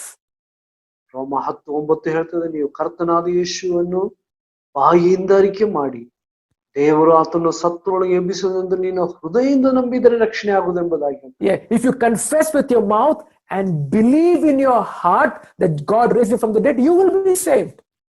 ಅದೇ ಇಲ್ಲಿ ಹೇಳುದು, ನಿನ್ನ ಬಾಯಿಯಿಂದ ಅರಿಕೆ ಮಾಡಿ ನೀನು ಹೃದಯದಿಂದ ಯೇಸು ಕ್ರಿಸ್ತನು ನಂಬಿದರೆ ನಿನಗೆ ರಕ್ಷಣೆ ಆಗ್ತದೆ. And that's what we all did. ನಾವೆಲ್ಲರೂ ಮಾಡಿದ್ದು ಅದೇ. When we heard the gospel of Jesus Christ, we believed in our hearts. ನಾವು ಯೇಸು ಕ್ರಿಸ್ತನ ಸುವಾರ್ತೆಯನ್ನು ಕೇಳಿದಾಗ ನಮ್ಮ ಹೃದಯ ನಂಬಿದೀವಿ. But we didn't stop there. ನಾವಲ್ಲಿ ನಿಲ್ಲಿಸಲಿಲ್ಲ. What we believed in our hearts, ನಮ್ಮ ಹೃದಯದಲ್ಲಿ ನಂಬಿದ್ದನ್ನು we also confessed with our mouth. ನಮ್ಮ ಬಾಯಿಯಿಂದ ಒಪ್ಪಿಕೊಂಡಿವಿ. And that's the same principle which is called as meditation as well. ಅದೇ ಸತ್ಯ ಧ್ಯಾನ ಮಾಡುವುದು ಅಂತ ಹೇಳೋದು. So when we listen to a sermon or a message from God, or when we read the Bible every day, ನಾವು ದೇವರ ವಾಕ್ಯವನ್ನು ದೇವರ ಸೇವಕರುಗಳಿಂದ ನಾವು ಕೇಳುವಂತ ಸಮಯದಲ್ಲಿ ಅಥವಾ ನಾವು ದೇವರ ವಾಕ್ಯವನ್ನು ಓದುವ ಸಮಯದಲ್ಲಿ, we need to believe in our heart, ನಮ್ಮ ಹೃದಯದಲ್ಲಿ ಆ ಮಾತುಗಳನ್ನು ನಂಬಬೇಕು. and we need to constantly keep saying it or confessing it from our mouth. ನಮ್ಮ ಬಾಯಿಯಿಂದ ನಿರಂತರವಾಗಿ ಕೇಳಿದ ಸಂಗತಿಯನ್ನು ಒಪ್ಪುತ್ತಾ ಬರಬೇಕು. And when we do that, what we are doing is we are meditating on God's word. ನಾವು ಅದನ್ನು ಮಾಡ್ತಾ ಬರುವುದಾದ ನಿರಂತರವಾಗಿ, otherwise we may keep ವಾಕ್ಯವನ್ನು ಧ್ಯಾನಿಸ್ತಾ ಇದ್ದೇವೆ. Others, we may keep listening to a lot of sermons, we may keep reading the Bible every day, but if you don't delight in it, if you don't believe in our heart, and if you're not longer saying it, then nothing is going to happen in our lives. ಅದಕ್ಕೋಸ್ಕರವಾಗಿ ನಾವು ದೇವರ ವಾಕ್ಯವನ್ನು ಅನೇಕ ಸೇವಕರಿಂದ ಕೇಳ್ತಾನೆ ಇರ್ತೇವೆ, ಮತ್ತೆ ನಾವು ದೇವರ ವಾಕ್ಯವನ್ನು ಓದ್ತಾನೆ ಇರ್ತೇವೆ. ಸೊ ನಮ್ಮ ಹೃದಯದಲ್ಲಿ ಈ ವಾಕ್ಯಗಳನ್ನು ನಂಬದೆ ಮತ್ತು ನಮ್ಮ ಬಾಯಿಯಿಂದ ಅರಿಕೆ ಮಾಡದೆ ಇರುವುದಾದ್ರೆ ಇದು ಯಾವುದು ನಮ್ಮ ಜೀವಿತದಲ್ಲಿ ಪ್ರಯೋಜನಕರವಾಗಿ ಬರುವುದಿಲ್ಲ. Amen. So dear people of God,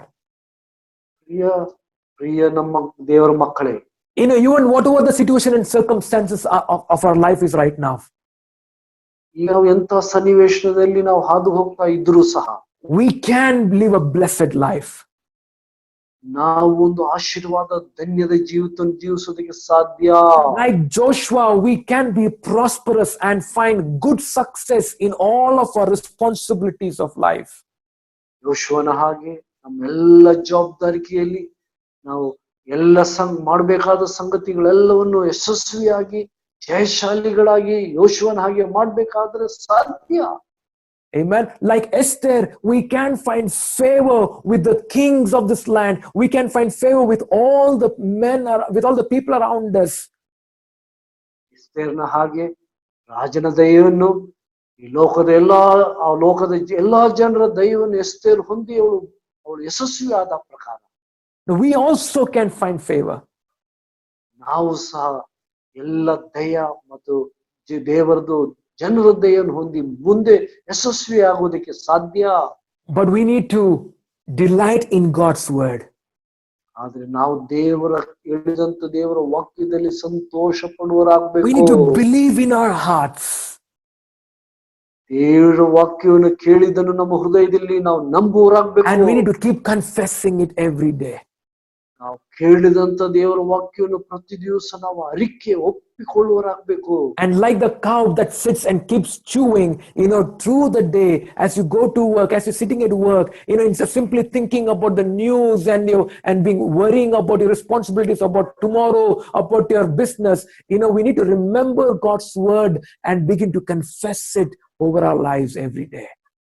ನಾವು ಈ ಹಸು ಅಥವಾ ಆಕಳ ಮಾಡುವ ಹಾಗೆ ಅದು ತಿಂದದ್ದನ್ನು ಮತ್ತೆ ವಾಪಸ್ ತಗೊಂಡ್ಬಂದು ಅದು ಜಿಗಿದು ಅದು ಮತ್ತೊಂದು ಭಾಗಕ್ಕೆ ಅದನ್ನು ಕಳಿಸುವ ಹಾಗೆ ನಾವು ಸಹ ಈ ಲೋಕದ ನ್ಯೂಸ್ಗಳನ್ನು ಅದು ಇದು ಕೇಳ್ಕೊಂಡು ಭಯ ಭೀತಿಯಿಂದ ಇರದೆ ನಾವು ದೇವರ ವಾಕ್ಯವನ್ನು ಕೇಳಿದ್ದನ್ನು ನಾವು ಪುನಃ ಅದನ್ನು ತೆಗೆದು ಧ್ಯಾನ ಮಾಡಿ ಅದನ್ನು ನಮ್ಮ ಬಾಯಿಯಿಂದ ಒಪ್ಪಿಕೊಂಡು ಮುಂದೆ ಹೋಗುವುದಾದ್ರೆ ನಮ್ಮ ಜೀವಿತದಲ್ಲಿ ಯಶಸ್ವಿಯಾಗಿ ಮುಂದೆ ಹೋಗಬಹುದು. Look at Proverbs chapter 6 verse 22. ನೋಡ್ರಿ ಜ್ಞಾನೋಕ್ತಿ 6:22 ಹೀಗೆ ಹೇಳ್ತದೆ. It says, when you roam they will lead you, when you sleep they will keep you, and when you awake they will speak with you. ನಾವು ಹಾಗೆ ಮಾಡಿದರೆ ಜ್ಞಾನೋಕ್ತಿ 6:22 ಹೇಳ್ತದೆ, ನೀವು ಹೋಗುವಾಗ ಅದು ನಿಮ್ಮೊಡನೆ ನಿನ್ನನ್ನು ನಡೆಸುವುದು, ಮಲಗುವಾಗ ನಿನ್ನನ್ನು ಕಾಯುವುದು, ಎಚ್ಚರಗೊಂಡಾಗ ನಿನ್ನೊಂದಿಗೆ ಮಾತಾಡುವುದು. Amen. So this is what God's word will do to you. ಇದೇ ದೇವರ ವಾಕ್ಯ ನಮ್ಮೊಂದಿಗೆ ಮಾಡುವುದು. When you're roaming and as you meditate on God's word, as you keep believing and speaking God's word will lead us, what we should do, what we should not do.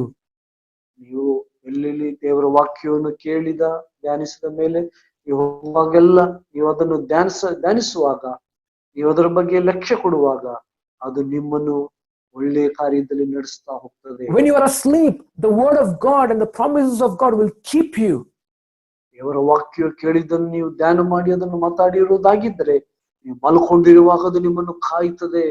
And when you are awake, the word of God will speak with you. ದೇವರ ವಾಕ್ಯವನ್ನು ಕೇಳಿದ್ದನ್ನು ಧ್ಯಾನ ಮಾಡಿ ಅದನ್ನು ನೀವು ಮಾತಾಡ್ತಾ ಇರುವುದಾದ್ರೆ ಸಂಗ್ರಹಿಸುವುದಾದ್ರೆ ನೀವು ಎಚ್ಚರಗೊಂಡಾಗ ಅದು ನಿಮ್ಮೊಂದಿಗೆ ಮಾತಾಡ್ತದೆ. Amen. Hallelujah. Oh dear brothers and sisters. ಪ್ರಿಯ ಸಹೋದರ ಸಹೋದರಿ, even during this time, this challenging and difficult times, ಇಂಥ ಕಷ್ಟ ನಷ್ಟಗಳು ಭಯ ಭೀತಿ ಇರುವಂತ ಸಹಜದ ಸವಾಲಿನ ಸಮಯಗಳಲ್ಲಿ instead of being anxious and worried about a future and about our children, about a business, ನಮ್ಮ ಭವಿಷ್ಯದ ಬಗ್ಗೆ, ನಮ್ಮ ಕೆಲಸದ ಬಗ್ಗೆ, ನಮ್ಮ ಮಕ್ಕಳ ಬಗ್ಗೆ ನಾವು ಅನೇಕ ರೀತಿಯಲ್ಲಿ ನಾವು ಚಿಂತಿಸ್ತಾ ಇರಬಹುದು. Let's learn to meditate on the promises of God's word. ಆದರೆ ದೇವರ ವಾಗ್ದಾನಗಳನ್ನು ಧ್ಯಾನಿಸುವುದಕ್ಕಾಗಿ ಕಲಿಯೋಣ. There are so many promises that God has spoken to us.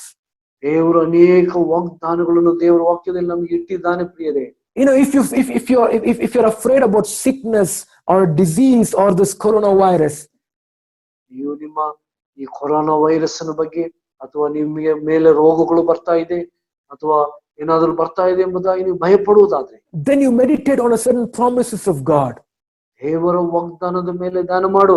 For example, Deuteronomy chapter 7 verse 15 says this.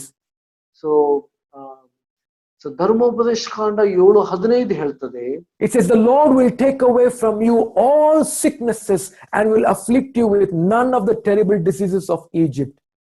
ದೇವರ ವಾಕ್ಯವನ್ನು ಕೇಳಿದ್ದನ್ನು ಧ್ಯಾನ ಮಾಡುವಾಗ ಸೊ ಧರ್ಮೋಪದೇಶ 7:15 ಹೇಳ್ತದೆ, ಏನ್ ಹೇಳ್ತದೆ? ಕರ್ತನು ಎಲ್ಲಾ ರೋಗಗಳನ್ನು ನಿನ್ನಿಂದ ತೆಗೆದು ಬಿಡುವನು.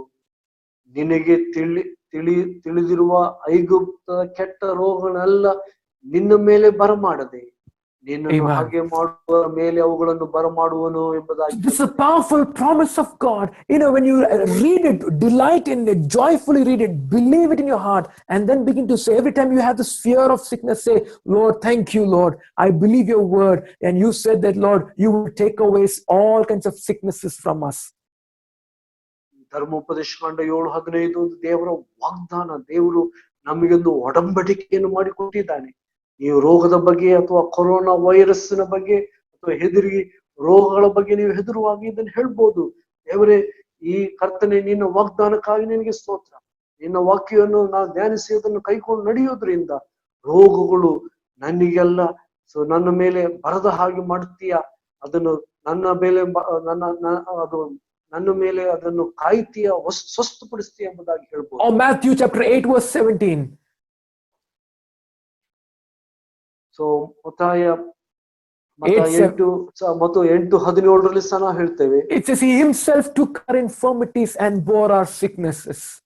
ಸೊ ಆತನು ನಮ್ಮ ಬೇನೆಗಳನ್ನು ತಾನೇ ತನ್ನ ಮೇಲೆ ಹೊತ್ತುಕೊಂಡನು ಎಂಬುದಾಗಿ. If you're in pain, if you have any kind of sicknesses, this is the promise of God. It says, God, I believe, Lord, on the cross that you took our infirmities, Lord, and you bore my sicknesses, Lord. ನಿಮಗೆ ರೋಗದ ಮೇಲೆ, corona virus ಮೇಲೆ ಭಯ ಭೀತಿ ಇರುವುದಾದ್ರೆ ನೀವು ಹೀಗೆ ಈ ಮತ್ತಾಯ 8:17 ಧ್ಯಾನ ಮಾಡ್ಬೋದು. ಹೀಗೆ ಆತನು ತಾನೇ ನಮ್ಮ ಬಲಹೀನತೆ ತೆಗೆದುಕೊಂಡು ರೋಗವನ್ನು ಹೊತ್ತುಕೊಂಡು ಎಂಬುದಾಗಿ ಪ್ರವಾದಿಯಾದ ಯೆಶಾಯನಿಂದ ಹೇಳಲ್ಪಟ್ಟದ್ದು ನೆರವೇರುವಂತೆ ಇದಾಯಿತು ಎಂಬುದಾಗಿ ಹೇಳಿ. And the same thing, and the same verse actually corresponds with Isaiah 53, where it says, he himself bore our sins and sicknesses, and by his stripes we are healed.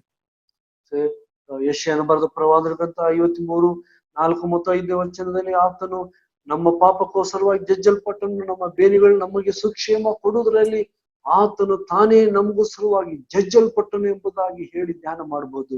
Yeah, so what we do when we go through, when we have thoughts of sickness and disease or death, is this promises of God. We believe in our hearts, and we can keep saying it and saying it under our breath. Do it whenever you have, maybe morning, night. If you're in the bed, you're not getting sleep. Begin to quote the scriptures, maybe a psalm or maybe some verse. Yes, Lord, the Lord is my shepherd. I shall not want. He makes me to lie down in green pastures. Begin to believe these promises in your heart and begin to slowly, under your breath, begin to say it to yourself. So ಅದಕ್ಕೋಸ್ಕರವಾಗಿ ಇಂತಹ ಒಂದು ಸನ್ನಿವೇಶನದಲ್ಲೆಲ್ಲ ನೀವು ಹಾದು ಹೋಗುವಾಗ ನೀವು ಈ ವಾಕ್ಯಗಳನ್ನು ಕೇಳಿದಂತ ಈ ದೇವರ ವಾಗ್ದಾನಗಳನ್ನು ಧ್ಯಾನ ಮಾಡಿ ನೀವು ಅದನ್ನು ನಿಮ್ಮ ಹೃದಯದಲ್ಲಿ ನಂಬಿ ನಿಮ್ಮ ಬಾಯಿಯಿಂದ ಅರಿಕೆ ಮಾಡ್ಬೋದು. ಹೌದು, ಆತನು ನಮ್ಮ ಬಲಹೀನತೆಗಳನ್ನು, ರೋಗಗಳನ್ನು ಹೊತ್ತುಕೊಂಡು ನಮ್ಮನ್ನು ಸುಕ್ಷೇಮ ಮಾಡಿದ್ದಾನೆ, ನಮಗೆ ಬಿಡುಗಡೆ ಕೊಟ್ಟಿದ್ದಾನೆ ಎಂಬುವಂತ ಸಂಗತಿಯನ್ನು ನೀವು ಧ್ಯಾನ ಮಾಡಿ ಅದನ್ನು ನಿಮ್ಮ ಬಾಯಿಂದ ಅರಿಕೆ ಮಾಡುವಾಗ ಅದು ನಿಮ್ದಾಗ್ತದೆ. Amen. And when you're doing that, that is what meditate means. ಅದು ನೀವು ಮಾಡುವುದಾದ್ರೆ ಅದೇ. And we can do this day and night, whenever you are, morning, afternoon, noon. Just begin to, memorize the scriptures, believe in it, and begin to keep saying it. Begin to keep saying it from your mouth. ನಿಮ್ಮ ಇದನ್ನು ರಾತ್ರಿ ಹಗಲು ನೀವು ಧ್ಯಾನ ಮಾಡಿ ನಿಮ್ಮ ಬಾಯಿಯಿಂದ ಹೇಳ್ತಾನೆ ಇರಬಹುದು. If you're afraid and worried about about lack, what will happen if tomorrow I may not have money, I may not have job, then Psalms 23:1 says, the Lord is my shepherd, I shall not want. Read that psalm, put your faith, believe in it, and keep saying it from your mouth. The Lord is my shepherd, I shall not want. Thank you, Jesus. You are my shepherd, Lord. I shall not want anything, Lord. Begin to believe it and begin to keep confessing and saying it from your mouth.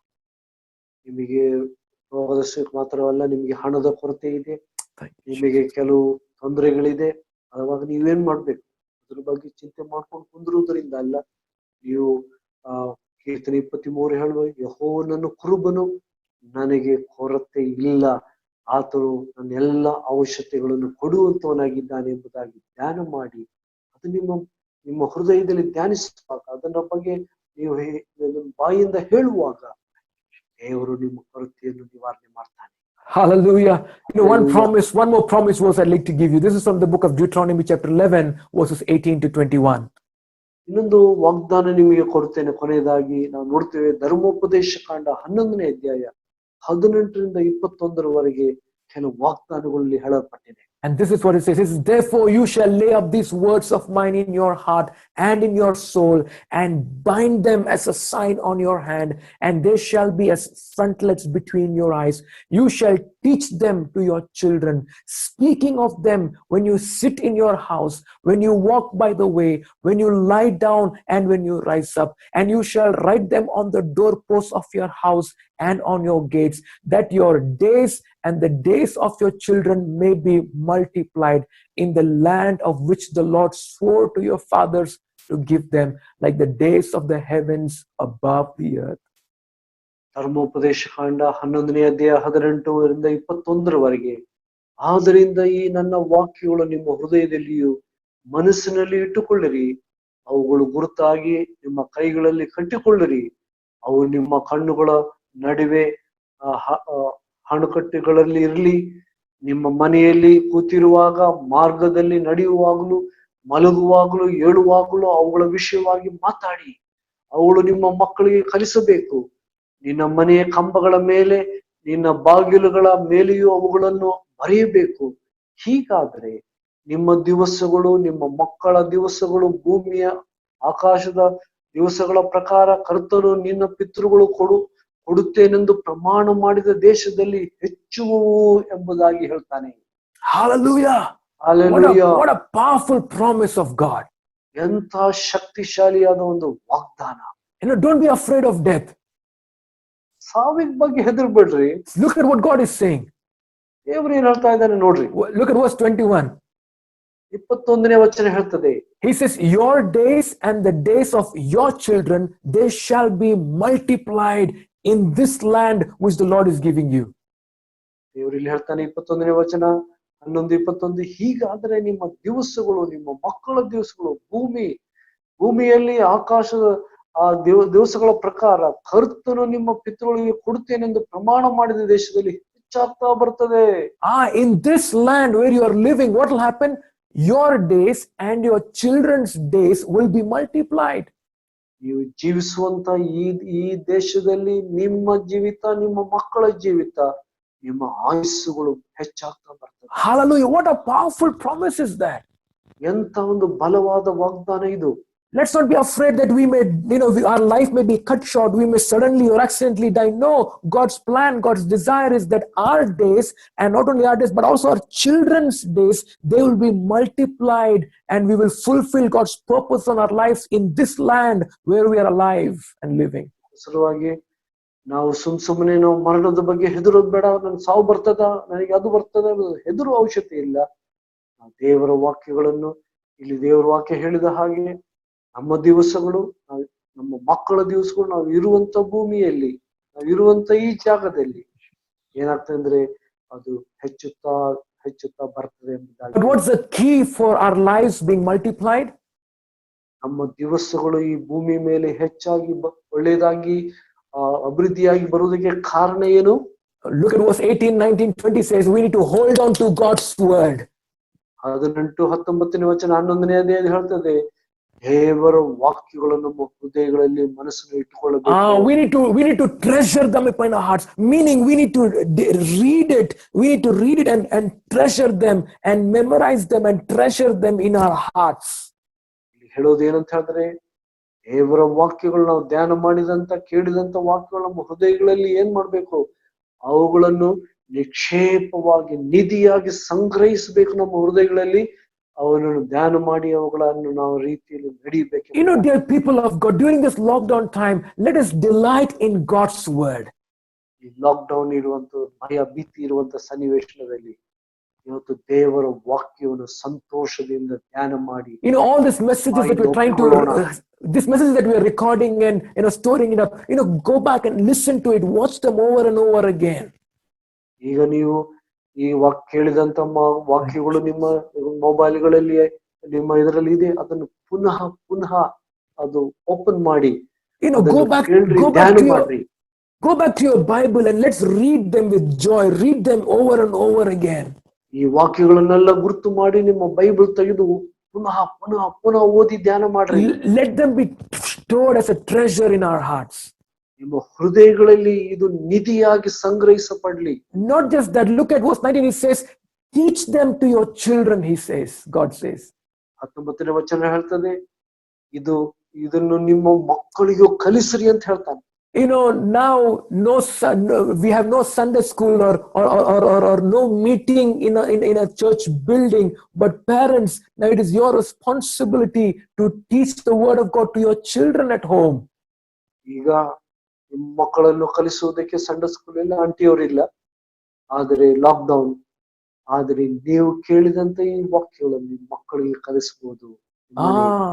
Don't matter. You don't need to know the entire Bible and know all the things of the Bible. Whatever you know, whatever you understand, let's learn to teach it to our children.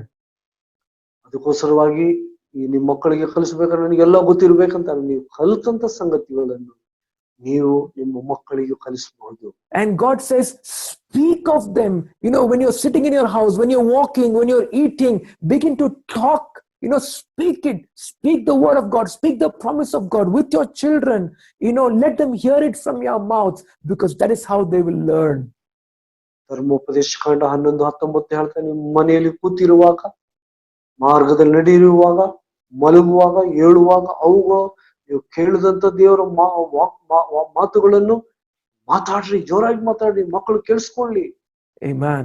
When you're sleeping, when maybe you're not getting sleep, when you wake up from bed, constantly begin to speak the promises of God. Begin to confess the promises of God over your life, over your children. ಈ ರೀತಿಯಲ್ಲಿ ದೇವರ ವಾಕ್ಯವನ್ನು ನೀವು ಕಲಿತಿರುವ ಧ್ಯಾನಿಸಿದಂತ ವಾಕ್ಯವನ್ನು ನೀವು ಕೂತಿರುವಾಗ ಜೋರಾಗಿ ಮಾತಾಡಿ, ನೀವು ನಡೆಯುವಾಗ ಅದನ್ನು ಜೋರಾಗಿ ಮಾತಾಡಿ, ನೀವು ಏಳುವಾಗ ಅವುಗಳನ್ನು ದೇವರ ವಾಕ್ಯಗಳನ್ನು ಧ್ಯಾನ ಮಾಡಿದ ಸಂಗತಿಯನ್ನು ಜೋರಾಗಿ ಮಾತಾಡಿ, ನಿಮ್ಮ ಮಕ್ಕಳು ಸಹ ಅದು ಕೇಳಿಸ್ಕೊಳ್ಳಿ. Simply don't sit and think, what will happen, or no. Begin to, begin to speak God's word. Begin to, recite and confess the promises of God over your life. ದೇವರ ಮಕ್ಕಳಾದ ನಾವು ಸುಮ್ಮನೆ ಕೂತಿರುವಾಗ ಏನೇನೋ ಚಿಂತೆ ಮಾಡಿ ನಮ್ಮ ಮಕ್ಕಳಿಗೆ ಅದನ್ನು ತೋರಿಸ್ಕೊಡ್ಬಾರ್ದು. ನಮ್ಮ ಚಿಂತೆ ಮಾಡದೆ ನಾವು ಅನೇಕ ರೀತಿಯಲ್ಲಿ ಗಲಿಬಿಲಿ ಪಡದೆ ಧ್ಯಾನ ಮಾಡಿದಂತ ವಾಕ್ಯಗಳನ್ನು ಧ್ಯಾನಿಸ್ತಾ ಇರುವಾಗ ಅದು ನಿಮಗೂ ನಿಮ್ಮ ಮಕ್ಕಳು ಅದನ್ನು ನೋಡಿ ಕೇಳಿ ಅವರು ಸಹ ದೇವರ ಅಭಿವೃದ್ಧಿಯಲ್ಲಿ ಜ್ಞಾನದಲ್ಲಿ, like it says in verse 20, it says, write them on the doorposts of your house and your gates. If you like, maybe write the scriptures, post it on the walls, post it on the doors, so as you walk, you can read it, your children can read it, and and the word can be memorized, and the word can be treasured in your hearts, and you can speak it. ಇಲ್ಲಿ ಧರ್ಮೋಪದೇಶ ಕಾಂಡ 11:20 ಹೇಳ್ತದೆ, ನಿನ್ನ ಮನೆಯ ಕಂಬಗಳ ಮೇಲೆ, ನಿನ್ನ ಬಾಗಿಲುಗಳಲ್ಲಿ ನೋಡ್ರಿ ಅದನ್ನು ಬರೆದಿಡ್ರಿ, ನಿಮ್ಮ ಮಕ್ಕಳು ಅದನ್ನು ಓದ್ಲಿ, ನೀವು ಓದ್ರಿ. ಸೊ ನಿಮ್ಮ ಮನೆಯಲ್ಲಿ ದೇವರ ವಾಕ್ಯವನ್ನು ಬರೆದು ಅದನ್ನು ನಿಮ್ಮ ಗೋಡೆಗಳು ಅಂಟಿಸ್ರಿ. ಈ ವಾಕ್ಯಗಳು ದೇವರು ನಿಮ್ಮ ಮಕ್ಕಳಿಗೂ ನಿಮಗೂ ಮಾತಾಡ್ತಾನೆ. Hallelujah. Hallelujah. And church, as we do this, our lives and the lives of our children in this land shall be multiplied in Jesus' name. ಸ್ನೇಹಿತರೆ, ಇದನ್ನು ನೀವು ಮಾಡುವಾಗ thank you, Jesus. ಜೀವಿತ, ನಿಮ್ಮ ಮಕ್ಕಳ ಜೀವಿತ ಈ ಲೋಕದಲ್ಲಿ, ಈ ದೇಶದಲ್ಲಿ ಅಭಿವೃದ್ಧಿ, ನಿಮ್ಮ ಜೀವಿತ, ನಿಮ್ಮ ಮಕ್ಕಳ ಜೀವಿತ ಅಭಿವೃದ್ಧಿ ಆಗ್ತಾ ಬರ್ತದೆ. Hallelujah. Just like Noah and his children and his family were locked down in the ark, maybe you and I, we are also in lockdown, we are also stuck, but thank God that we are there with our families. Thank God for the church family that God has put us together. ಅದೇ ರೀತಿಯಲ್ಲಿ ನೋಹ ಮತ್ತು ಅವನ ಕುಟುಂಬ, ನಾವೇ ಇಲ್ಲಿ lockdown ಆಗಿದ್ರು ದೇವರು ಸಂರಕ್ಷಿಸಿ ಕಾಪಾಡಿ ಅವ್ರನ್ನ ಅಭಿವೃದ್ಧಿ ಪಡಿಸಿದ ಹಾಗೆ ಈ ಲಾಕ್ಡೌನ್ ಅಲ್ಲಿ ನಾವು ಸಹ ಇರುವಾಗ ಈ ವಾಕ್ಯಗಳನ್ನು ನಾವು ಧ್ಯಾನ ಮಾಡಿ ನಮ್ಮ ಜೀವಿತದಲ್ಲಿ ಅನುಸರಿಸೋದ್ರ ಬಗ್ಗೆ ನಾವು ಮಾತಾಡಿ ಇದನ್ನೆಲ್ಲ ಹಾಗೆ ಮಾಡ್ತಾ ಇರುವಾಗ, let's not be in a hurry to come out, just like Noah was not in a hurry to come out of the ark. Let's not be in a hurry to come out of this lockdown, but let's treasure this time with our families. ಅದಕ್ಕೋಸ್ಕರವಾಗಿ ಈ lockdown ನಾವು ಹೊರಗೆ ಬರುವುದಕ್ಕಾಗಿ ಅಂತ ಹೇಳಿ ನಾವು ಅವಸರ ಪಡದೆ ಗಡಿಬಿಡಿ ಪಡದೆ ಈ ವಾಕ್ಯಗಳನ್ನು ಧ್ಯಾನ ಮಾಡ್ತಾ ಇರೋಣ. ದೇವರು ಬಾಕಿ ಕೆಲಸ ಮಾಡ್ತಾರೆ. all this time that we are with the family, let's treasure this. ನಾವು ನಮ್ಮ ಕುಟುಂಬದೊಡನೆ ನಾವು ಕೂತಿರುವಾಗ, ನಮ್ಮ ಮಕ್ಕಳೊಡನೆ ಕೂತಿರುವಾಗ ಈ ದೇವರ ವಾಕ್ಯಗಳು ನಮ್ಮ ಹೃದಯದಲ್ಲಿ ಅವುಗಳನ್ನು ಅದನ್ನು ಸ್ವೀಕರಿಸಿಡೋಣ. Yes, let's as a family listen to God's word. Let's as a family begin to read God's word, read God's promises together as a family. ಈ ರೀತಿಯಲ್ಲಿ ನಾವು ಕುಟುಂಬವಾಗಿ ನಮ್ಮ ಮಕ್ಕಳೊಡನೆ ನಮ್ಮ ಕುಟುಂಬದೊಡನೆ ನಾವು ಕೇಳಿದಂತ ವಾಕ್ಯಗಳನ್ನು ಪುನಃ ಅದನ್ನು ಧ್ಯಾನ ಮಾಡೋಣ. ಅದನ್ನು ನಮ್ಮ ಹೃದಯಗಳಲ್ಲಿ ನಂಬೋಣ ಮತ್ತೆ ನಮ್ಮ ಬಾಯಿಯಿಂದ ಒಪ್ಪಿಕೊಳ್ಳೋಣ, ಪುನಃ ಒಪ್ಪಿಕೊಳ್ಳೋಣ. And let's also stay connected as a church, because the church is also God's family. ನಮ್ಮ ಕುಟುಂಬದೊಡನೆ ಮಾತ್ರವಲ್ಲ, ನಮ್ಮ ಸಭೆಯೊಡನೆಯೂ ನಾವು ಕನೆಕ್ಟೆಡ್ ಆಗಿರೋಣ. ಅದು ನಮ್ಮ ಆತ್ಮಿಕ ಕುಟುಂಬವಾಗಿದೆ. We are not able to physically meet today. ನಾವು ಶಾರೀರಿಕವಾಗಿ ಒಬ್ಬರನ್ನೊಬ್ಬರು ಭೇಟಿ ಆಗಂಗಿಲ್ಲ. But that does not mean that we are not a church. ಆದ್ರಿಂದ ನಾವು ಸಭೆ ಅಲ್ಲ ಅಂತ ಹೇಳ್ಬಾರ್ದು. No, we are not a church because we meet in a particular place once on a Sunday. No, that's not. We are a church because God has purchased us with his blood and he has joined us together in his family. That is the church. ಅದಕ್ಕೋಸ್ಕರವಾಗಿ ನಾವು ನಂಬಬೇಕು ಏನಂತ ಹೇಳಿದ್ರೆ, ಯೇಸು ಕ್ರಿಸ್ತನ ರಕ್ತದಿಂದ ನಮ್ಮನ್ನು ಕೊಂಡುಕೊಂಡು ನಮ್ಮನ್ನು ದೇವರ ಮಕ್ಕಳಾಗಿ ಮಾಡಿದ್ದಾನೆ. ಅದಕ್ಕಾಗಿ ನಾವು ಸಭೆಯಾಗಿದ್ದೇವೆ. Today we are not ಒಂದು ಕುಟುಂಬಕ್ಕೆ ನಾವು ಅವ್ರನ್ನ ಭೇಟಿ ಆಗ್ಲಿಕ್ಕೆ ಇದ್ದಿದ್ರು ನಾವು ಒಬ್ಬರಿಗೆ ಸೇರಿದವರು ಆಗಿದ್ದೇವೆ. Today we are not able to physically meet, but God has still placed us, like how God placed Esther under Haggai. God has placed us under the care of the church and his leadership.